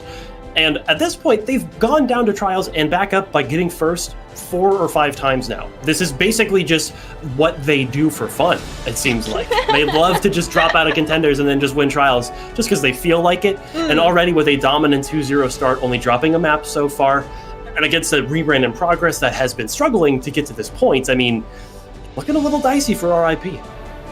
Yeah, and it is tough going up against a team that is so experienced and well-seasoned. It means they can handle the pressure, and, well, Rebrand might be struggling a bit with how they want to communicate around, and handling nerves is definitely a big part of being in this competitive scene, and if you want to be successful higher up in the even more T2, T1 scene. You talk about how Sheer Cold kind of teeters on that line, and, sometimes breaking through the cusp and just punching through that very last barrier is, almost harder than when you've actually made it through and you've got the momentum to build on. So I am going to be looking to see if Sheer Cold can really set themselves apart from how they've been performing in the past and, well, prove their Contenders trials spot is pretty much no contest, that they deserve to be there. Exactly. At this point, I think everybody has got it in the back of their minds that Sheer Cold is going to be a mainstay in Contenders, regardless of whether they drop the trials or not. Whereas RIP, aka used to be old and bored, has basically been stuck in trials and immediately falling out of Contenders for this entire time. As we go towards our first map of Busan, I'm fully expecting Sheer Cold to have an advantage here, just because of the fact that in the past, Rebrand in Progress has really only shown prowess on 2 types of comps: 6-man dive and brawl. These are 2 team comps that love to play stacked together and rotate around as a single unit, push onto somebody. Maybe you get a couple of off angles here and there, but overall, it seems like RIP wants to be on top of one another. And Sheer Cold has shown prowess in other types of looks that actually hard counter that. You've got dive with the Wrecking Ball. You've got double shield that can set up those sight lines from the sides. It'll be interesting to see what Sheer Cold just decides to come out on, just because of the fact that, honestly, they could beat them in the mirror, they could beat them in a mismatch. It's all up to them. And it'll be about who wants to set the tone for the fight, right? At some point, you're either engaging in, you are retaliating and reacting to the team comp they bring to the table, or you're playing yours so well that you force them into the reactionary state. And it's going to be about setting the tone here in this initial opening fight. Looks like we got a bit of a mirror, actually. Outside of a couple of select choices, both hit-scan players opting for the Soldier 76. Likely going to be setting up on those pillars in the middle of your screens there. Krandop looking at it, trying to find a good dive on his Wrecking Ball. Maybone also on Tracer, Cafe mirroring. That duel is going to be something to really hone in on, because if Cafe can run rampant, that's RIP's best chance in some of these fights. Oh, and you don't want a Tracer running rampant, especially when ults are on top of it. Right now, we can see, so far, Rebrand in Progress trying to make some space on the point, but it's Sheer Cold pushing the back, and that's going to be a reset for Rebrand after losing Pure Irish. I mean, he just evaporated. He's just gone in an instant. It feels like he wasn't even able to put his shield back up. Sheer Cold still with the 5v6. They get the capture percentage, and it seems like RIP just does not want to go away just yet. They're willing to take this trade, but this is going to favor Sheer Cold. They're building ults and setting up a dive. And they've just collapsed around Rebrand so far, continuing to pepper them while they're stuck in this corner. Time is burning and possession is still being ticked up in favor of Sheer Cold. Rebrand needs to get something solid so they can actually push forward with more threat. Yeah, RIP to the first half of the map, it feels like, for Sheer Cold, as they basically just dominate the whole 2 fights through. And now Maymone setting up on the flank once again, scouting for Blur on this side angle, trying to find the Wrecking Ball, and he's found his target, takes the health pack, is going to get help from Krandop as well. So Blur is completely out of the fight, and now Sheer Cold can set up another good dive. Oh, Blur completely out of fight. That's not what you want coming through. And Sheer Cold just aggressing forward, taking this space on top of it. They've got ults for days, Amyntis, and they don't even need to use it after those rockets. Again, it's just individual picks that give Sheer Cold the advantage, and this is what I was talking about. Sheer Cold is comfortable on pretty much everything. They're forcing the engage once again. The stick lands, and he dies before it even explodes. They're layering these damage sources so effectively, they don't even need ults. Wow, I mean, Sheer Cold just shut down any attempt from Rebrand to move forward and take the space. Eli gets popped straight into the minefield. I mean, that hurts me. Yeah, this is what I meant when I said Sheer Cold never had their hand forced. This is what a lot of the fights looked like for them in their previous match against Mind Goblin. Things were just over before they could even start for the enemy team, and that makes players like Blur, like Cafe feel forced to start these engages, but that leaves them open for the counterpunch. They've used up all the defensives, and now in overtime, it's favoring Sheer Cold.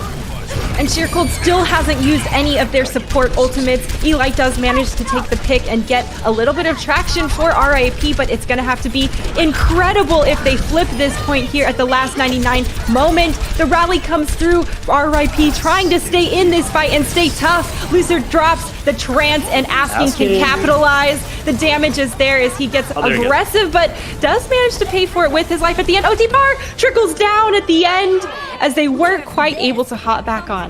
I mean, half of the ults didn't even appear for Sheer Cold there. They literally just played basic default Overwatch and 100-0'd RIP. That's what I was talking about when I was talking about RIP looks a lot more comfortable on tight brawl-based comps where you want to stack together, where you can layer in AoE heals together, because in a lot of these individual matchups, they're just kind of getting outclassed. Blur on that Wrecking Ball was repeatedly chased down by Maymone and Krandop on that other side. You commit 2 for 1, and then you just take that advantage right back to the enemy team because there's no way that RIP can respond. Now as we go towards Mecha Base, a brawl-centric map, as you can see on the right side of your screen, Sheer Cold is swapping to it. It still seems like RIP does not want to give up dive just yet. We'll have to see if, the same tactic can continue to work for them, or if Sheer Cold is going to be able to handle it once again.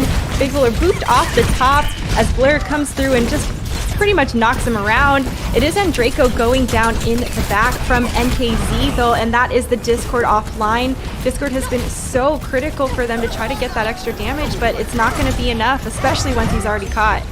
NKZ playing that fight out brilliantly, in my opinion. You trade your mech, your life, for a kill on the Zenyatta, and as the Brawl comp, you just regroup right back around that player, and it's almost like you never left. Back out of mech right now for the next engage. And as the capture percentage ticks up, Sheer Cold need to be aware that their deep is out of mech, but they got a good wall into Pure Irish. Yeah, and sectioned out in D-Mech really early in this fight, already putting them on the back foot as Pure Iris just trying to get either a reset or there it is, finally killed off, and 20% in favor of Sheer Cold. Rebrand still not able to get any space or movement towards this objective, Amyntis. It seems like the tanks of RIP have to be the ones to open things up because right now the DPS just can't. And that's why they end up swapping to match Brawl, finally going to go towards the Mirror, something that they might have a bit more success on. Problem is, you wasted 2 fights and just gave everybody on Sheer Cold their ults. This is a very tough ask to try to win this.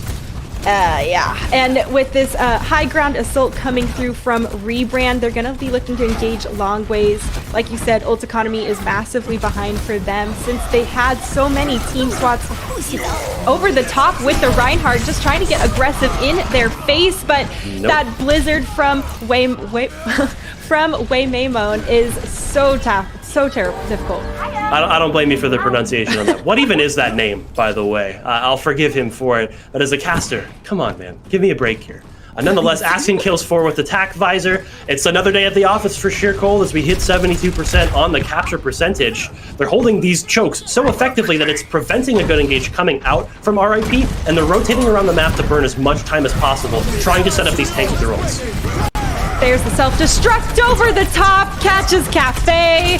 That's a lot of damage out of the picture for Rebrand, followed up with even more coming through from NKZ. They can't even punch through these hallways here, and now we're at 94%. It is going to be desperation for Rebrand to even try and get back on this point. I don't know if they can. There it is, a quick touch at the very end, but the OT bar is being triggered down. It's just a couple of last picks coming through for Sheer Cold, and well, looks like they are going to continue to try and hold strong here for this last map. A little bit of a desperate attempt coming through from Blair, and well, still trickling on, but Sheer Cold looking strong, handling these impacts and coming in.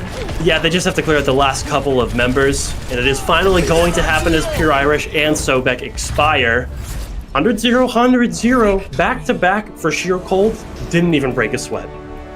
Yeah, I mean, didn't even break a sweat is a little bit of an understatement considering the fact they didn't have to use their ultimates on the first round. Yeah. That's never gonna happen for me. That's not even in my own dreams would I not need an ultimate. Speaking of dreams, this kind of felt like a fever dream to me, where I'm just sitting and watching the same thing happen over and over again, and I'm just kind of powerless to stop any of it. Rebrand in Progress just runs their thick skulls, right into Sheer Cold's very sharp, damaging swords of all of those basic abilities and guns, and they just can't win any of those fights because they had already given up so much control and so much time that Sheer Cold just builds up the ults and comes right back into it. So Rebrand in Progress, with the map choice for themselves, they need to go figure out where they can abuse some of the strengths that they have. I think in six-man dive and brawl, you can pivot towards something else. And even still, on Busan, we saw Mecha Base. Mm-hmm. They just chose not to play it. So a bit of a head scratcher for me because that's what worked for them in the past, but now they're just kind of giving it up, and as a direct result, Sheer Cold just beat them. Yeah, and it seems like Rebrand in Progress is also kind of one of those teams that doesn't want to give up a fight easily.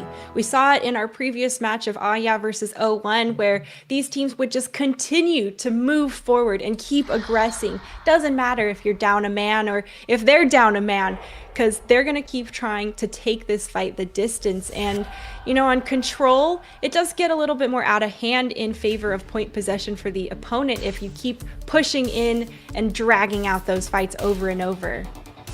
Alrighty. Well, in long fights, I think that is going to favor the team that's got more experience together, and that team is Sheer Cold, right? And so even at the end of the day, when you look at the strategies being employed by RIP, at least in the long term, it almost feels like it's just not going to compare to what Sheer Cold throws back at them. And our next season engages are in tight corridors, and things can end extremely quickly if you allow it. Or actually, no, looks like we got a last-minute correction. We're going to Route 66 instead. Sorry, I got baited. I mean, even Prod got baited in the background. It's okay. You know, these teams, they don't always know what they want to run, and obviously there's some last-minute changes and thoughts about how Rebrand in Progress is going to want to engage with Sheer Cold. Moving into Route 66, you know, it's a little bit more open. You think it's going to be more of a comfort pick for them. Yes, they picked the map, but is that actually going to mean they're comfortable playing in it against and into Sheer Cold? Well, a team that is as strong as Sheer Cold, good question. They've already shown that they're capable of basically playing whatever they want on that first map. They come out on the dive comp, set up all around RIP in the first sub-map of Busan, 100-0. Then they come out on Brawl, 100-0 again. At this point, I don't think it really matters what Sheer Cold plays. It's really about how RIP decides to take some of these fights. And as we go towards Route 66, it's interesting to consider some of the potential counters coming out, because RIP is stuck on attack here, right? They have to scout, swap, figure out what's going to work, what isn't. And if that first punch, that first comp that they select does not end up landing, Sheer Cold gets the ult advantage. And we've seen what they can do when they have control. They just don't want to give it up. And it is hard to wrench away the control from them once they have it as well. And that is, you know, obviously part of the battle. I'm curious to see if, you know, Rebrand is going to be able to utilize some of that spawn advantage. Maybe initially put Sheer Cold on the back foot, try to throw them off balance a little bit, and then really move forward in a, you know, very strong afterwards to follow up. Something that we've noted in a lot of the past matches of RIP so far is that Cafe has been the difference maker for this team in the past. And so far in this match, the only difference that he's made is that he's on the right side of the kill feed instead of the left in this one. He just keeps dying. He's getting consistently shut out by Sheer Cold, particularly the hit scan threat from Asking. And Asking as a player is just so accurate and deadly that if you try to go duel him, you are more than likely to lose, especially as a tracer into a soldier, which was that interaction we just saw previously. So already, RIP, a lot of their initial ideas are floundering, and now they have to go towards something completely different. And, this was the map choice of Rebrand, but the side pick of Sheer Cold. So, curious to see how they are mentally ready to handle defense first. I know I think I've asked you in the past which one you prefer, offense or defense first. And you talked about team mentality really setting the tone. What do you think's going on right now? Well, if you just got, let's be honest here, stomped on the first map, and now you are forced to attack, if something doesn't work initially, you're going to immediately start panicking because, again, we talked about the control that Sheer Cold can have, and when you dominate that hard, it makes total sense to select defense just to demoralize them even further, if that's your goal. Nonetheless, we're going towards a brand new mirror comp here. Both sides are going to be playing double shield with the snipers. Eli skewing it with the tracer, trying to get a good flank set up underneath this left side. Maybe reach big Earls and set up a good push onto the back line of Anjin Lucy. And Draco's already gone down, though, so that's so much sustainability off the board for Rebrand. Immo won't keep them topped off or actually alive in the fight. And, well, now they've given some space, waiting for him to come back and just trying to push this cart a little bit around the corner. Yeah, Eli wants to go underneath, and then Asking sees he's on Tracer and just drops right there. That's one shot potential on a Tracer. A single headshot from the Ashe means you lose, and your push is over. And in the meantime, Andrico dies. Everywhere you look, Sheer Cold is pressuring them down repeatedly. The snipers are just not missing for Sheer Cold. No, and there's nothing you can do when they are on point like that. You're getting headhunted left and right, and the follow-up from these DPS characters onto the halt is just so devastating on the resources of Rebrand, constantly forcing them to need to heal people up, throw those armor packs early, and commit Immo early. Yeah, you're exactly right. And looking at some of the selections here, Brigitte from Sobek is going to really struggle to proc Inspire into a lot of these heroes. Sheer Cold want to play far away. They don't want to get up close in your face. They're just going to pressure you tightly on these rotations. Blur already going down below half HP. No Lamp coming up, but Cafe going down below half as well. Everybody on the side of RIP is getting taken so low before the fight even starts. Bob just plows through everyone and Rebrand right there, and now is taking the duel head-to-head. Couple of exchanges, and it's a chance for Rebrand here to try and find some traction, but the res onto Waymount is so good there, and afterwards he's going to be continuing to put in this nasty Hanzo damage. He has just been relentless in breaking those shields, creating those opportunities, and oh man, even more devastating as there's so many angles Rebrand is being attacked from. NKZ has been unlodged from that right side. Eventually, the stack from RIP overcomes some of the snipers on the left. Maymon goes down twice in this fight. Now Craned has this bongo and no contestant on this high ground. This will allow everybody from Sheer Cold to play up with it. I like how the tail of the dragon just tickles Crandrop a bit on the high ground, but oh, it's both DPS being exchanged for the teams. Mamo is going to be the one coming up big as he continues to just berate Rebrand in progress. It doesn't matter that they pop their Amp Matrix because they cannot shoot through it enough to put the damage into Sheer Cold. Crandrop expertly played that fight. You saw he was standing on the corner of the high ground, which not only lets him maintain that vertical advantage, but also contest the objective at the same time. And even in the face of Andrico's Amp Matrix, not enough damage through that window because they were pressured from those off angles, just like you talked about. Sheer Cold identifying the win conditions, and then just a little bit more with these stagger kills. Man, it is just so rough for RIP. Yeah, and they're pretty much walking into the maw of Sheer Cold and being encircled every time from so many different angles. You've got one side of Big Earls being pressured by Blur, you've got Pure Irish over there on the ledge, and then you have Mamo up the middle just continuing to berate and capitalize off of every halt being thrown into Rebrand. We've got 30 seconds left. They gotta make or break it. Rico gets pulled up over the side once again. NKZ has just been uncontested over here. Finally, Pure Irish throws the Flux at him, gets him a little bit low, but the lamp comes out, and it's 15 seconds. You're down 2 members already. It's panic time. Yeah, and Rebrand is going to do everything they can to try and stay alive and contest at the very last moment, but with how much pressure is being put out from Crandrop and NKZ, I don't think they're even going to be able to touch right there. Just waves at him, just accepts his fate as round 1 expires on this Route 66 attack. They don't even get close. I mean, RIP got outclassed on the first map, and then it seems like Sheer Cold just takes him right back to school on the second. It's just unstoppable from Sheer Cold, and this is the reason why they have been able to escape trials in first place so consistently. They're just on another level from some of these teams. And they are really showing that, I mean, if you were to compare right now, Sheer Cold is looking like the absolute varsity all-stars, as they have just been, they look comfortable, they don't look panicked, and the amount of crossfire coming through is just devastating for Rebrand, and they can't, I don't know where you would look if you're getting attacked from all angles, Amintus. That is kind of the core issue here for RIP, because there are just too many fires to put out with just one watering hose. You got to call in the fire department to get some more assistance on this one. And right now, their first answer has always been to put Eli on this Tracer. And in the face of Asking's Ash, which I talked about as just too accurate to try and duel, to try and rotate around, it's not going to work. At least on defense, though, you have the element of surprise. You're able to come from off angles. Maybe this is the opportunity that RIP needs to set up their own angles by using that element of surprise by starting on defense, and that's what opens things up for them. But, I mean, how long can you really hold that on for? It's 4 minutes, and they only have to get it a little bit further.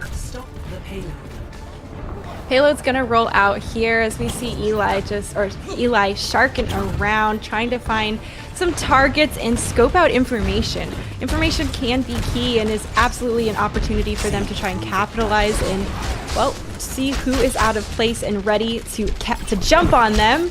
A little bit of pressure coming up from Sobek on that high ground hallway there, but just aggressing and keeping Sheer Cold from pushing through themselves. Around the corner here, and not a lot of pressure yet, but Eli slowly moving into position, looking for that Hanzo. Doesn't quite find the halt capitalization, but there's still a lot of damage being put through from Rebrand. Sheer Cold, though, Amintus is rolling the payload for it, and they don't have to roll it far. Asking is on Pharah, by the way. Just forgot to mention that the hit scan player for Sheer Cold is on Pharah here. Layering in those rockets, trying to punish this Brigida and Sigma in the top right corner of your screen. And it is finally starting to bear fruit. He's going to layer in these rockets. They have to run quickly, but not quickly enough. Sobek is dead. And there's not much you can do as a Brig against a Pharah. Pure Irish is pretty much a sitting duck right there. Does manage to get the stun with that accretion, but Asking goes ahead, punches him in return. Got the Hanzo duel here with Cafe, reinforced by Andraco's immortality field. Almost gave him the opportunity to stay alive, but they're still going back and forth. We see Mamo wanted to take the duel and is able to come out victorious, and Draco polished off on top of it. Victory box is just inches away from Sheer Cold, and Rebrand can't quite continue to hold strong. The DMEC comes through from Pure Irish, and that's gonna be a map close on Route 66 for Sheer Cold. 2-0 in this series. Waffles, it's looking like domination once again for them. Whew. And at this point, it's looking so dire for RIP that I don't even know where you can go for the next map, because they already showed that they are not confident in their 6-man and their brawl anymore when they didn't play it on Mecha Base. Yeah. Now they go towards Route 66 to force the double shield mirror. They lose there too with Asking playing Pharah. Like, how do you come back from this? It's just so many different ways that Sheer Cold can beat you. You can't even count them on 2 hands. And that really goes to show the strength that Sheer Cold has in their diversity and comfortability being adaptable. And it's those types of traits that will take them very far through the trials. And, you know, I'm sure they have been refining that for a long time, as, you know, they want to be that high competitive team that's a huge threat in Contenders, and being able to bring such a different type of composition to these fights will be critical moving forward. Yeah, I think the bigger question here is really how Sheer Cold carries this success beyond trials. At this point, it's kind of a foregone conclusion that they're going to make it out after plays and games and maps like this. they're playing lights out compared to the competition at this level. Right. Really, the problem for them has always been going against better teams and contenders. But right now, I would like to mention that a lot of these adaptations that we've been seeing, compositionally speaking, shows that they are comfortable in this new meta where things are not just going to be locked into one set comp with 6 heroes. I think in the past couple of months, metas have defined which teams win. If you're the best at a certain composition, you're likely going to have a better time than others. But now it really is about who is the most flexible, who can pull out all the stops, make all the surprises with hero choice, and really make the difference. And I think Sheer Cold has got it. Yeah, they have been very, very strong. Obviously, their record shows that as well. We'll have to see if that can continue, though. They are up 2-0 in the first of 3 series, Amentis, and they don't look like they're going to show any signs of slowing down. We'll have to see if, Rebrand can come back, bring a little bit more heat and just opposition to Sheer Cold coming up. But don't go anywhere, folks. We'll be back after this quick break.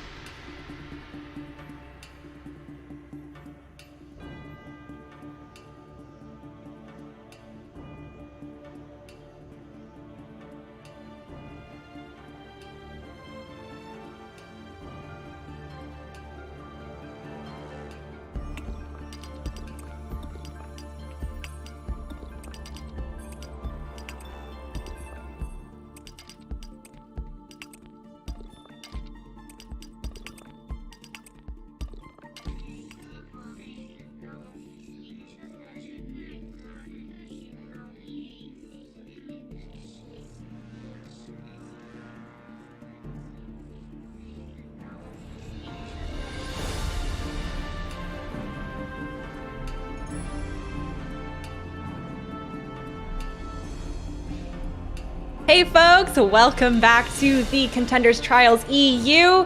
We are about to move into our third map of Blizzard World, Amentis, seeing Sheer Cold face off against Rebrand in progress. Sheer Cold's been pretty much dominating these last couple of maps and showing why they are a well-known name in this scene. What are your thoughts about them as they're moving into Blizzard World? And, not their map pick of choice, of course, but still could be a little bit different.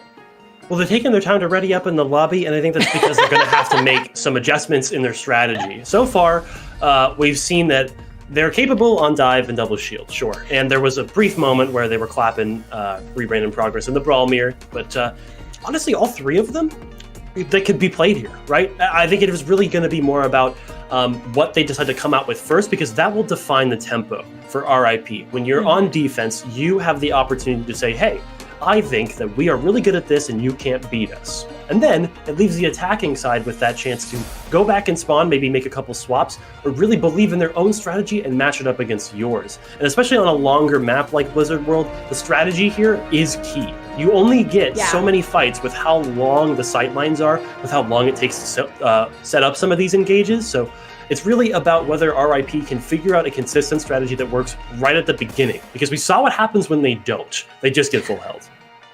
And, it's really tough to get that foothold and traction you need to break through the defense of Sheer Cold. Sheer Cold seems to be very calm and giving space, and I believe that the scouting coming through and the information that they're exchanging has to be so fast because they're responding to threats and capitalizing on each other's opportunities very quickly. And I mean, maybe they're not communicating at all. Maybe they've been together enough and they just can read exactly.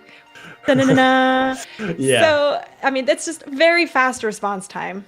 There's no better example of that than when we saw Asking's response to Eli's Tracer on Route 66. They get that scout info. They know that the Tracer's going to try to come through one of those off angles. So what does Asking do? Just drops down one of the two sides and basically prevents him from ever walking through, forces that 5v6, and on the front line, they win the sniper battle with the shields.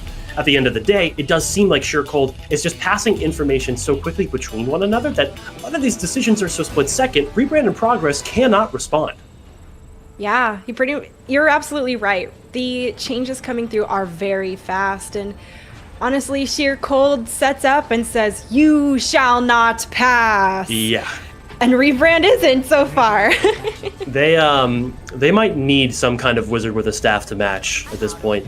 Get a 7th player in the lobby to have a chance in this series, because right now it is just Team Diff and Sheercold are looking to keep that dominance going back towards Asking on that Pharah, but without a pocket. There we go. Okay, back to Tracer. I was getting a little bit concerned there. That would have been maybe BM, maybe a little bit, but nonetheless, he's settled on the Tracer. And this is a hero he's very comfortable on, and he's going to have a lot of resources to pop off as well. Packs coming in from Anj, orbs from Lucer to disable the enemy team. So Cafe and Asking, this is the matchup to watch, at least on this first point here. Yeah, and you know, these Discord orbs from the Zenyatas is going to be critical in allowing their teams to capitalize on that extra damage potential. Discord's, I mean, you're a Zen player, you know, the ability to add damage from all targets is so incredible. I mean, that's very nasty. No one wants that on them, and it's been really tough for the balls on that front. They keep getting attacked, and got some skirmish coming through. Both ball and Tracer combos taking on each other, but Mamo in the back scouting out once again, giving so much good information to his team, Momentous. Sheercold knows exactly where this push is coming in from RIP. They've made it into Snax Ramus, but Maimon has been detected by Blur, so we get a bit of a duel on that side. Meanwhile, Asking dueling Cafe, like we talked about. But right now it seems like Cafe has a bit of an advantage. No recall force from Asking. Nonetheless, exchanges both ways. They are going to zip around left and right, and, well, can't quite find the kills onto each other, but the damage and pressure is there. Now Asking's trying to go for the support line. Can he find the kills? No, not quite. Cafe gets him in response, and Rebrand continuing to flood the kill feed here a bit. They've got this opportunity to press forward. Eli does go down, but they do have numbers still in their favor. Amentus, 1 tick already on the board for them. Sheercold still trying to get back to defend. Asking just goes a bit too deep, gets caught out after the recall is forced. And again, it seems like Sheercold does not want to give this up. They're trying to contest. It's Asking to touch, but the recall's gone once more. Maimon spotted out, almost down low. Just has to translocate out, and that means the first point goes over to RIP. This is a great look from RIP so far. You talked about how they needed to set that momentum in the beginning to be able to break through Sheercold, and ouch.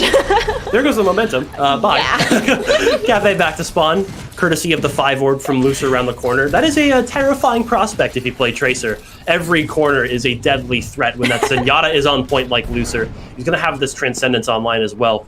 And again, another early pick goes in the way of Sheercold. Another support is gone. So back-to-back starting picks in favor of Sheercold. The stick comes in from Cafe, though, so now it's equal.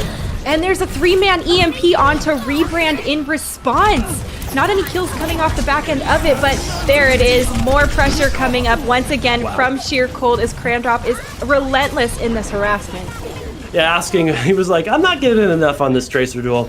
I'm just not even going to bother. Let's play some Soldier. Just swaps back over to another comfort pick of his, and he can perform a lot better without as many resources. Problem is, one of those big resources is caught out. Lucer gets almost picked off, and that leaves everybody else on Sheercold open. They have to rotate away, so more free card progress to RIP.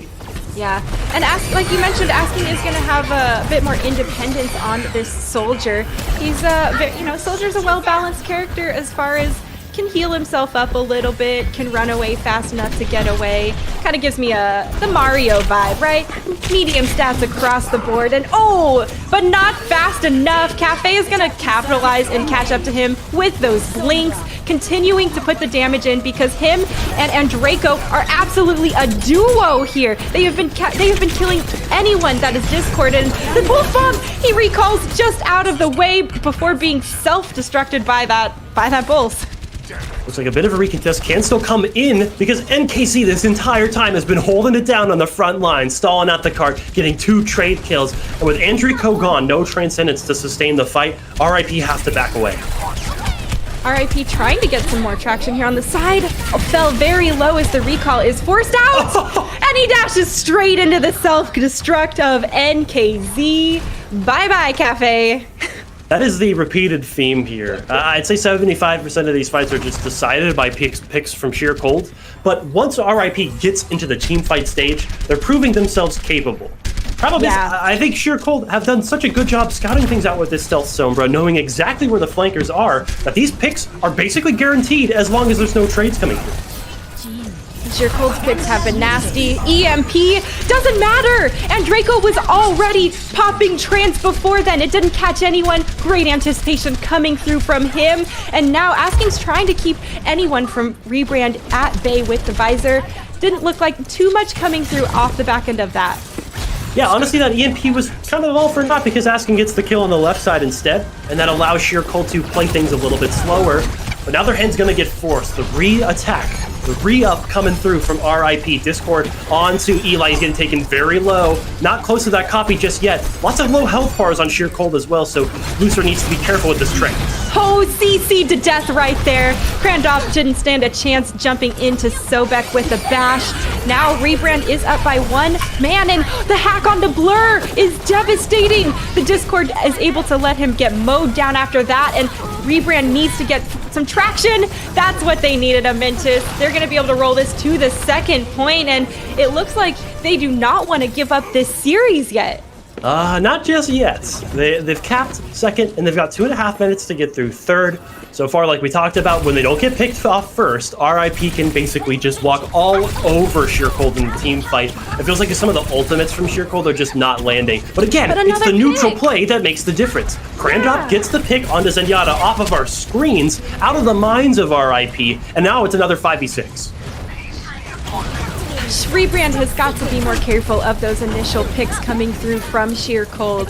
It is what's setting them behind in the opening of these fights, and well, now they've committed the duplicate here from Eli. He gets stunned a bit in his duplicate form, doesn't find any kills, and is still ripped out of his dupe.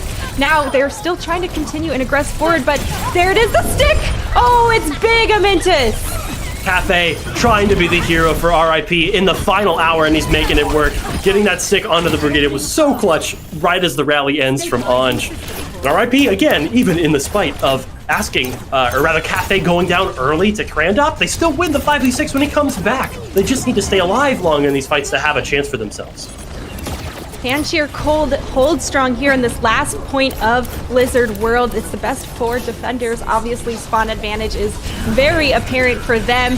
Can they make it with this engage? Pure Irish is already hacked up in the back, but exchanges back and forth for both teams. They're evened up numbers-wise, so it could still be anyone's fight, but it's going to be about continuing to capitalize on the minefield of Blur. He goes ahead, takes down Loser on top of it, and now Rebrand is still continuing to move this point forward. It is inching closer and closer to this third point. Krandop has the mines. He's going to have to use them to zone Rebrand back when the time is right. And now there it is, dropping him in the middle, trying to keep anyone from touching after that. But it is not a fight lost yet. Rebrand does not want to give it up. They are still getting the kills in their favor, but they just got to handle the respawns coming through from Sheer Cold, Amentis. Asking to get the pulse bomb onto, I believe that was Andrico. So much going on in this last second contest here from both of these teams, and the copy from Eli is the one that makes the difference. Getting the rally to make sure nobody else gets traded out, keeps RIP secure on the objective. And in a shock to me, RIP finds success in the dive mirror. I just did not see this one coming. I did not think that they had it in them, given their past couple of matches where they lost on it. And now it seems like they actually showed some progress throughout the course of this series. they're not ready to just give this up like everybody else expects them to. No.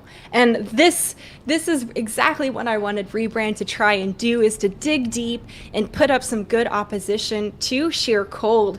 I think that Cafe and Andraco fell into a good rhythm as the Tracer and Zenyatta combination.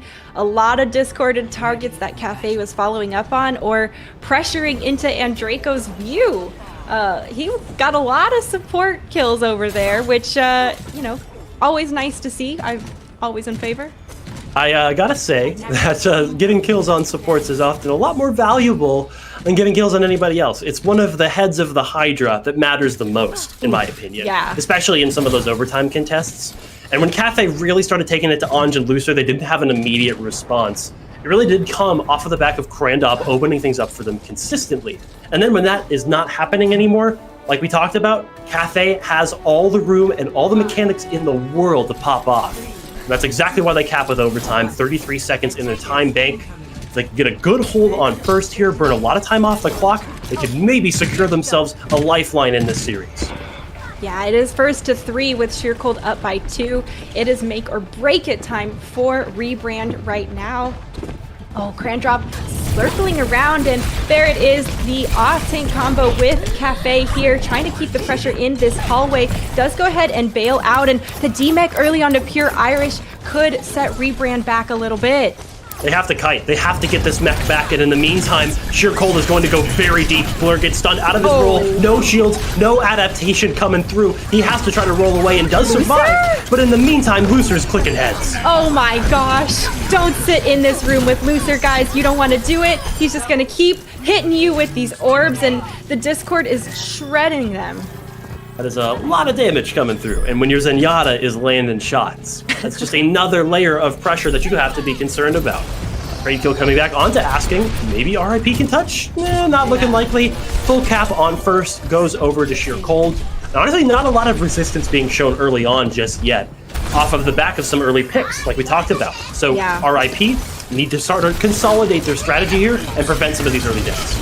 Both supports from Sheer Cold in this room right now, and they are supporting each other up the wazoo. Lucer is coming up with another kill. Oh my gosh, someone shut this guy down. He is absolutely shredding anyone who's trying to push through. And everybody else that tries to push through on the side of RIP lives up to their name. They're dead. They're just gone. They cannot kill anybody in this room right now. And especially with this Transcendence from Loser, that puts the bookend on this team fight. Chasing out the last couple of staggered members, even stealing the hacked health pack away from Cafe. The DPS are just stuck in no man's land right now. Man, and this stagger time just is tough for people like Cafe. Thankfully, he's going to walk back a little bit quicker. And KZ went for a dip there, maybe trying to re-mech themselves. And, well, Sheer Cold looking very comfortable pushing this cart along, although it's still not quite. It's about halfway through the second checkpoint. Things are looking a little bit disjointed from here. Sheer Cold getting caught out once again. They have to pop the rally, but they lost Lucer. Finally, the unkillable Zenyatta goes down, and RIP gonna get some control back. But again, I think it was just a little too disjointed. There were some members of Sheer Cold stuck in spawn, and at that point, you need to wait for everybody to get ready to get that dive going. You just need to take a little bit more time there. And already you can see when Sheer Cold does not have control in the series, RIP knows what to do. They're forcing out some portal beats. Yeah, IRP is comfortable in the chaos, and well, Mainlow's EMP didn't yield a lot of results in that last fight either. Had a couple of targets, but still Rebrand came out on top and was able to hold strong. They are getting chased a bit here in the side, and well, it looks like they are handling Sheer Cold's pretty much funneling in from their spawn. They have to try to get out of this spawn hold. It is a vice grip right now, and the cart is rolling backwards with each second that Sheer Cold cannot touch. No. Point comes in from Eli, and that's a burst onto Lucer. That is so big because he was so close to Transcendence. And now, without that support healing coming through, the spawn camp will continue. Sobek got taken down from the pulse bomb, and that's it. Sheer Cold has gotten their traction. Once they get moving forward, Amintus, they just continue to clear out Rebrand. I feel so sorry for both of these Zenyatas. I feel like every single fight, both teams are just laser focused on this floating Omnic and just trying to remove him immediately. And that time it works for RIP, but not well enough. They lose a couple in response. And even though Maymone's EMPs have not been getting a lot of results in the past, I think now is really the time. He needs to shut out Andrico before he gets this drink. Yeah, this EMP needs to be pretty much one of the hero plays. What? That initial manual hack opened up the gates. Now he can just use the EMP to take everyone else down. Asking's there to follow up, of course, and he is continuing to put the pressure on. Wow, Amentis, that was nasty.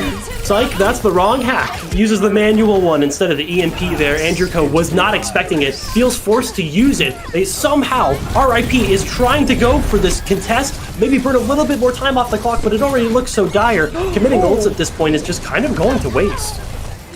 Yeah, you know, they're going to be wanting some of those resources back for these later holds as Sheer Cold. I mean, they still haven't completely capped it to the second checkpoint. This is actually a substantial amount of time being burned off the clock from Rebrand here as they're just doing their best to keep a little pressure off on this last point. Sure, it does buy time, though. And that's a good thing to mention because at this point it feels like RIP are exchanging time for the ultimate advantage the enemy team might get. I think RIP wants to take a lot of long stalled out fights just to burn the clock and then, ooh, okay. Well, you can't burn the clock when you lose 2 DPS, or rather your DPS and your support. So already Sheer Cold just saying, no, I think the clock is in our favor because we're going to kill you. I mean, it's exactly what you were talking about beforehand with this initial in between picks before the full team fight engage. Sheer Cold are picking off Rebrand before they have a chance to be the 6-man squad they need for their engagements and that they shine in. And you know, they gotta watch their 6 way more, Amentis. Cold recognizes the team is split. They go for the solo EMP on a pure Irish. Sophie gets caught in the chaos as well. Down with the rally. Nice pulse bomb from Asking. They can finish up this kill. Ooh, but the trades come through. It doesn't seem like RIP is lost just yet. No, RIP does not want to give this up. Sheer Cold trying to find the traction and the defense they need, but they are continuing to move forward here. Sheer Cold, finding the offense they need and moving this cart along, Amentis. Rebrand's got a couple of ults to respond and try to space them out, but it's going to be tight. EMP was so clutch from Maymon this time around. It lands, but now it has to be the tanks from Sheer Cold to make the difference. Both sides have tank ultimates. Who gets more value? Big self-destruct over the top, and Draco's out of the picture. No chance for Rebrand to come up to this next fight here. It's just Eli trying to do his best on this Bastion, and the point! No one was there to touch it! Well, yeah, so you swap the Bastion to try to laser some people down. They have the answer. Just don't even bother peeking. Just touch the point, and you win. There you go. That's the name of the game. Manages to capture with a little bit of extra time over RIP. And again, it feels like a bit of an outclass at this point. They clapped back with that attack. They got more time in the mirror, and Maymon actually starting to sort of figure out what the right play style is with Sombra. Previously, it just wasn't hidden on defense because a lot of the time, when those initial picks weren't coming through for Sheer Cold, RIP would just run past the Sombra, and the EMP was basically irrelevant. Right. But now, on the attacking side, when you get to define after a fight win where the fight takes place, Maymon is a lot more comfortable landing EMPs on key targets, particularly the tanks. Pure Irish has been getting exposed, as well as Blur, from these individual hacks. And Maymon's individual hack onto Andrico was also what opened up their second point push. Yeah. So right now, it seems like this Sombra for Sheer Cold is just on fire. And the use of, you know, just your standard kit abilities to be so impactful, knowing, I mean, I will say this for Sheer Cold as a whole, it seems like they know when they actually need to commit ultimate resources or if they can just hold them and keep the ults in their pocket for a later fight. That's controlling the flow right there, Waffles. You are so comfortable that you don't even care what the enemy team does. You are so confident in your own play that you can just do whatever you want. And right now what Sheer Cold wants to do is shut out Blur. They're flanking him on that right side, force the adaptive shields early, and they get the hack onto the D.Va, so no Matrix coming through. This is a lot of EMP charge for Maymon as he recalls away. Oh man, they're not going to be ready for EMP to be online this fast or this early. They should expect it with the way he's been playing, but it's going to be tough. Right now they are engaging here on the side room with a couple of stuns and resources out, but no one's gone down quite yet. They're trying to section off Blur. Blur gets hacked, and does manage to escape. Pure Irish DMing him a bit, but there's the follow-up coming through. NKZ getting aggressive, and Sombra's here taking a quick little high five with each other. The point though, only at 2 seconds left, so there's gonna have to be someone on if they're going to contest and get this capture. Asking's kill onto Andraco's gonna be so devastating for Rebrand, and what? They are gonna, there's no hope right there as they are trying to move forward and cap the point, but they're, man, Amentis, this is absolutely nutty as another EMP stalling out the point even longer than before. It's just not enough. You lost too many at the beginning there from RIP, particularly Andrico on that Zenyatta. He thought he was safe, but then Asking coming right back around, lasering him down with those pulse pistols.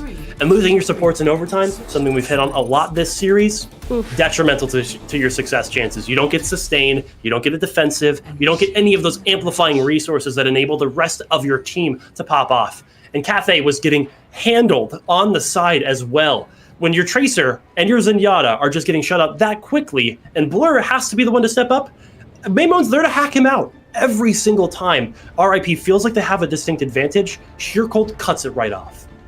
Yeah, and that is tough for RIP, mentally to run up against this wall of literally sheer cold over and over again. And they do look very comfortable taking on those duels on the side.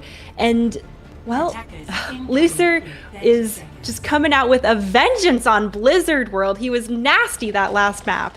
Absolutely. And I think it was really Sheer Cold's ability to pocket Lucer and ensure that he never went down in some of those engages. It was really close, I'd say 50% of the time. But when he doesn't die, compared to Andrico, who just gets blown up instantly, you're going to have an easier time with it. And now, with this draw secured and 1 minute and 53 seconds for Sheer Cold to attack the first point of Blizzard World, this is time for their victory lap. It is time to show everybody just how strong you are on Dive. Can Sheer Cold continue to, dominate like we've seen and, just bring out the strong fundamentals early? Scout coming through. Waymo not able to get that hack onto the health pack there. Wasn't quite sneaky enough needed. And, a little bit of cut. Okay, I thought Crandrop might have been in trouble there on the side, but of course manages to kite away. No problem there. You've got the Tracer and the ball coming together, and Crandrop was so low, is finally finished off to follow up as Rebrand holding strong here on this opening defense. Eli, somebody that we haven't mentioned too much, has selected 3 different heroes in this map. He's been on Echo, he's been on Sombra, and now he's going towards McCree. This has been his best look so far because it's actually preventing Asking, Maymon, and Crandop from coming through on the stack. That flashbang is deterring the dive from coming through, and it's also allowing him to pressure out Asking on that left side, and now the flankers are split down 2 sides. Blur is on the right, and he's being left completely out to dry, finally goes down, and now with this 5v6, it seems like Sheer Cold has the lead. Well, Maymo got a hack onto Blur, and he's a sitting duck after that. Everyone just focus fired him down. Now Sheer Cold has moved on to the point, Asking taking down Cafe as Eli follows suit. Now Sheer Cold they're going to aggress forward, and that's them capping this first checkpoint pretty fast here on Blizzard World. Little bit of left here in the tank coming through from Blur. EMP's going to be big, and that's a shutdown coming through from Sheer Cold with a fantastic performance. 3-0 on our most recent match. Well, the victory lap, it wasn't perfect. They might have tripped a little bit on the way to the finish line, but they get it done in the end. Full 3-0 victory for Sheer Cold. And again, I want to point to some of the differences between now that we've casted North American trials and European trials.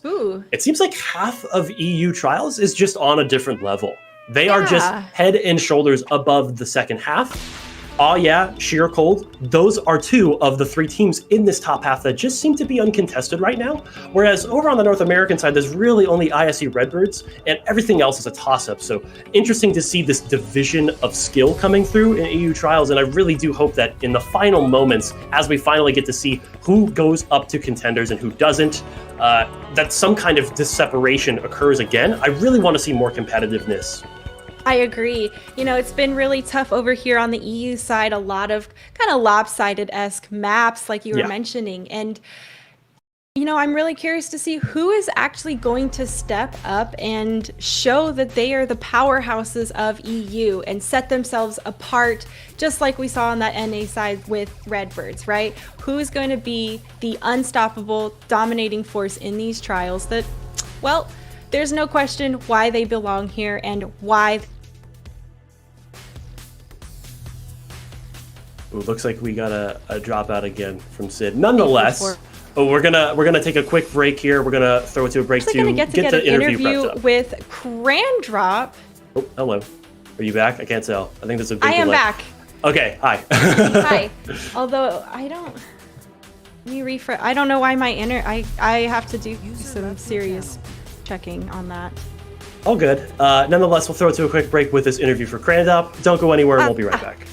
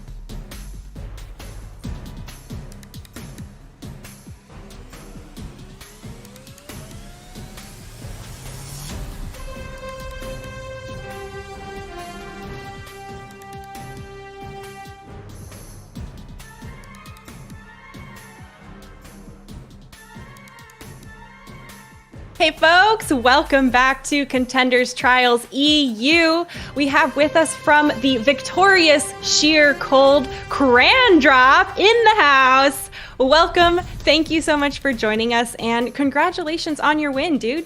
Thank you, appreciate it. So obviously you've come off a 3-0 win, and you guys got a little bit more relaxed at the end. Yeah. What's going through your minds as the maps progress from the first one to the third one, and what's kind of the overall synergy or vibe coming off? Well, during the first map, I'd say we always take it very, very seriously, and we try to take it seriously throughout the match in general. Nice. But after the first map, we did quite well. I and two others on the team didn't die a single time that map. So on the second map, we started making jokes about not dying the entire official. So that was kind of our goal. We started playing a little more passive. In the very end, my unfortunate bad player decided to, let me die because he wanted to save his own life. Very inconsiderate of him, in my opinion. But Right. but then I'm sure. yeah, we got a bit looser at the end on the third map, as maybe could have been seen. We just had to restabilize and win it in the end. But yeah, it was. We tried to take it seriously, but in the last map, we let loose a little too much. That's fair, got taken all the way to the end of Blizzard World, and I'm sure it was so selfish of your support to save himself instead of keep you from 0 deaths. No. He wasn't saving himself. No. He was hiding behind a wall. He was hiding behind a wall. He didn't have any risk. I'm sure. Well, it seems like you guys are, pretty close as a team on Cheer Cold. What do you guys do maybe outside of the game, as friends or, communication? Do you play any other games together? Yeah, we sometimes play a different game called Splitgate. It's basically just a mix between Halo and Sportal. We played a few players played it together. Nice. We sometimes just talk to each other. We're friends with each other, of course. But yeah, we mainly just play Overwatch, of course. But Splitgate would be the second pick.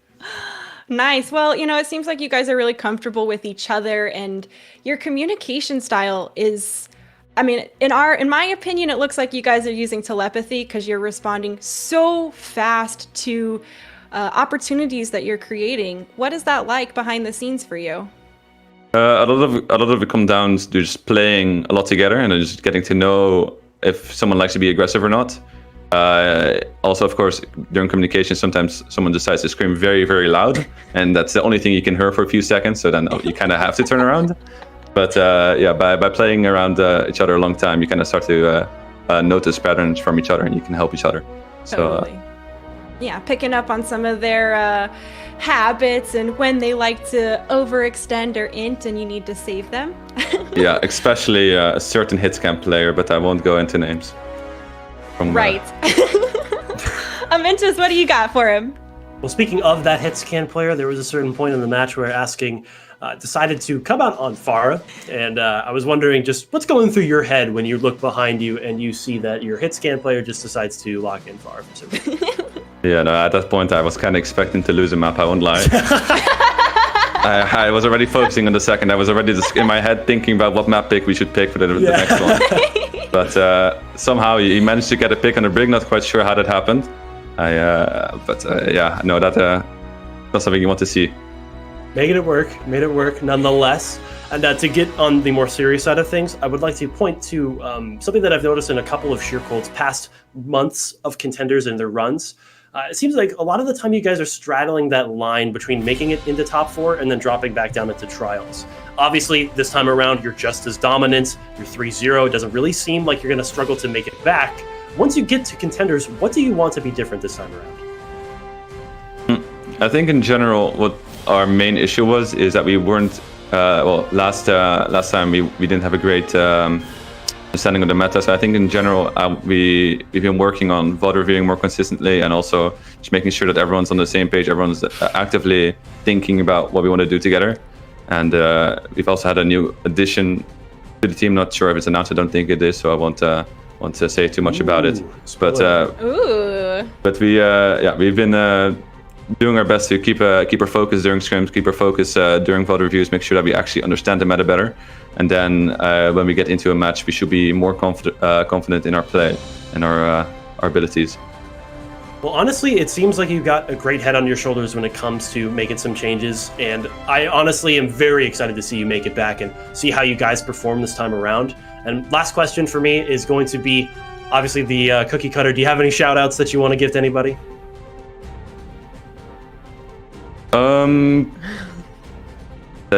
I always give a shout out to William and Enkezi because they've been both pretty young players and have been started to play only recently in a top level. So they keep on surprising me of how well they're playing, and that they are confident in their play as well, which is something that most of the time younger players lack a little bit. But yeah, for them, I would say those two really they get a shout out. Yeah, that's going to do it for me. Thank you so much for the interview. Yeah, and once again, congratulations on your victory against Rebrand and for securing your spot moving into Contenders. We wish you, of course, the best of luck moving forward. And, I'm going to keep my eye out for that announcement you mentioned coming up for your team. So, For sure. Thanks so much for joining us again. Really appreciate it. No worries. All right, folks. Well, that was our last match of the day for Overwatch here on the EU side. Not to fret, there's going to be more coming at you later. That's going to be the North American side, though. We saw a lot of different Overwatch coming through, but 2-3-0s for the most part. And Amentus, a lot of eyes are on Sheer Cold and moving into the next round. And I don't know, what are your thoughts on them so far? Well, I think has kind of came into this with very little outside information. A lot of it is kept behind closed doors in terms of how good they are, what they're going to play, what they like to do. Right. So far, it doesn't really matter what they do. They just win 3-0, right? And I'm really excited to see their matchup against Sheer Cold, because Sheer Cold is a team that, compared to the others that Aya has faced so far, they have experience. They have played the Avoideds, the Ayas in the past, those previous iterations of these one-trick teams. They know what to do. They've got a very capable coaching staff that can work on these kinds of things. So that heads up, or that matchup, is something that I really want to watch, and I'm really excited to see it. But overall, I'd say Aya and Sheer Cold looking uncontested on the EU side. Yeah, and it's going to be a lot of eyes on them, especially when they have their face-off later down the road on who's actually going to be that adaptable team, or maybe who is just so overwhelmingly dominant on those compositions they're comfortable with to take over and take the win for themselves. Hi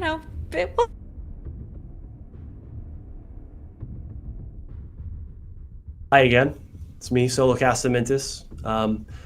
That was it for us on the EU side of Trials. Really happy to finally be casting for both sides of the pond here. Very pleased to see some really dominant teams coming through today. Obviously, last time we casted Waffles and I on the NA side, a little more competitive. Standing up for 4 hours straight for casting. Woo-hoo. Nonetheless, really happy to be given this opportunity, and especially alongside someone as talented as Waffles. So really just wanted to close things out with a thank you to everybody over at Monkey Bubble Reflash putting on the production, and it's going to do it for me, at least. Yeah, you took the words out of my mouth, thanking everyone over at Monkey Bubble, and of course, the fantastic Prod Squad bringing you the actual game and bringing us to you on top of that. Amentus, it was so great casting with you again, especially here over on the EU side for a little change of pace. Yeah. But my fellow Bay Area homie, it's time for us to sign off and let them take a break and see what comes up for the NA Contenders Trials. Folks, thanks for joining us and hope you have a great rest of your day. GG's.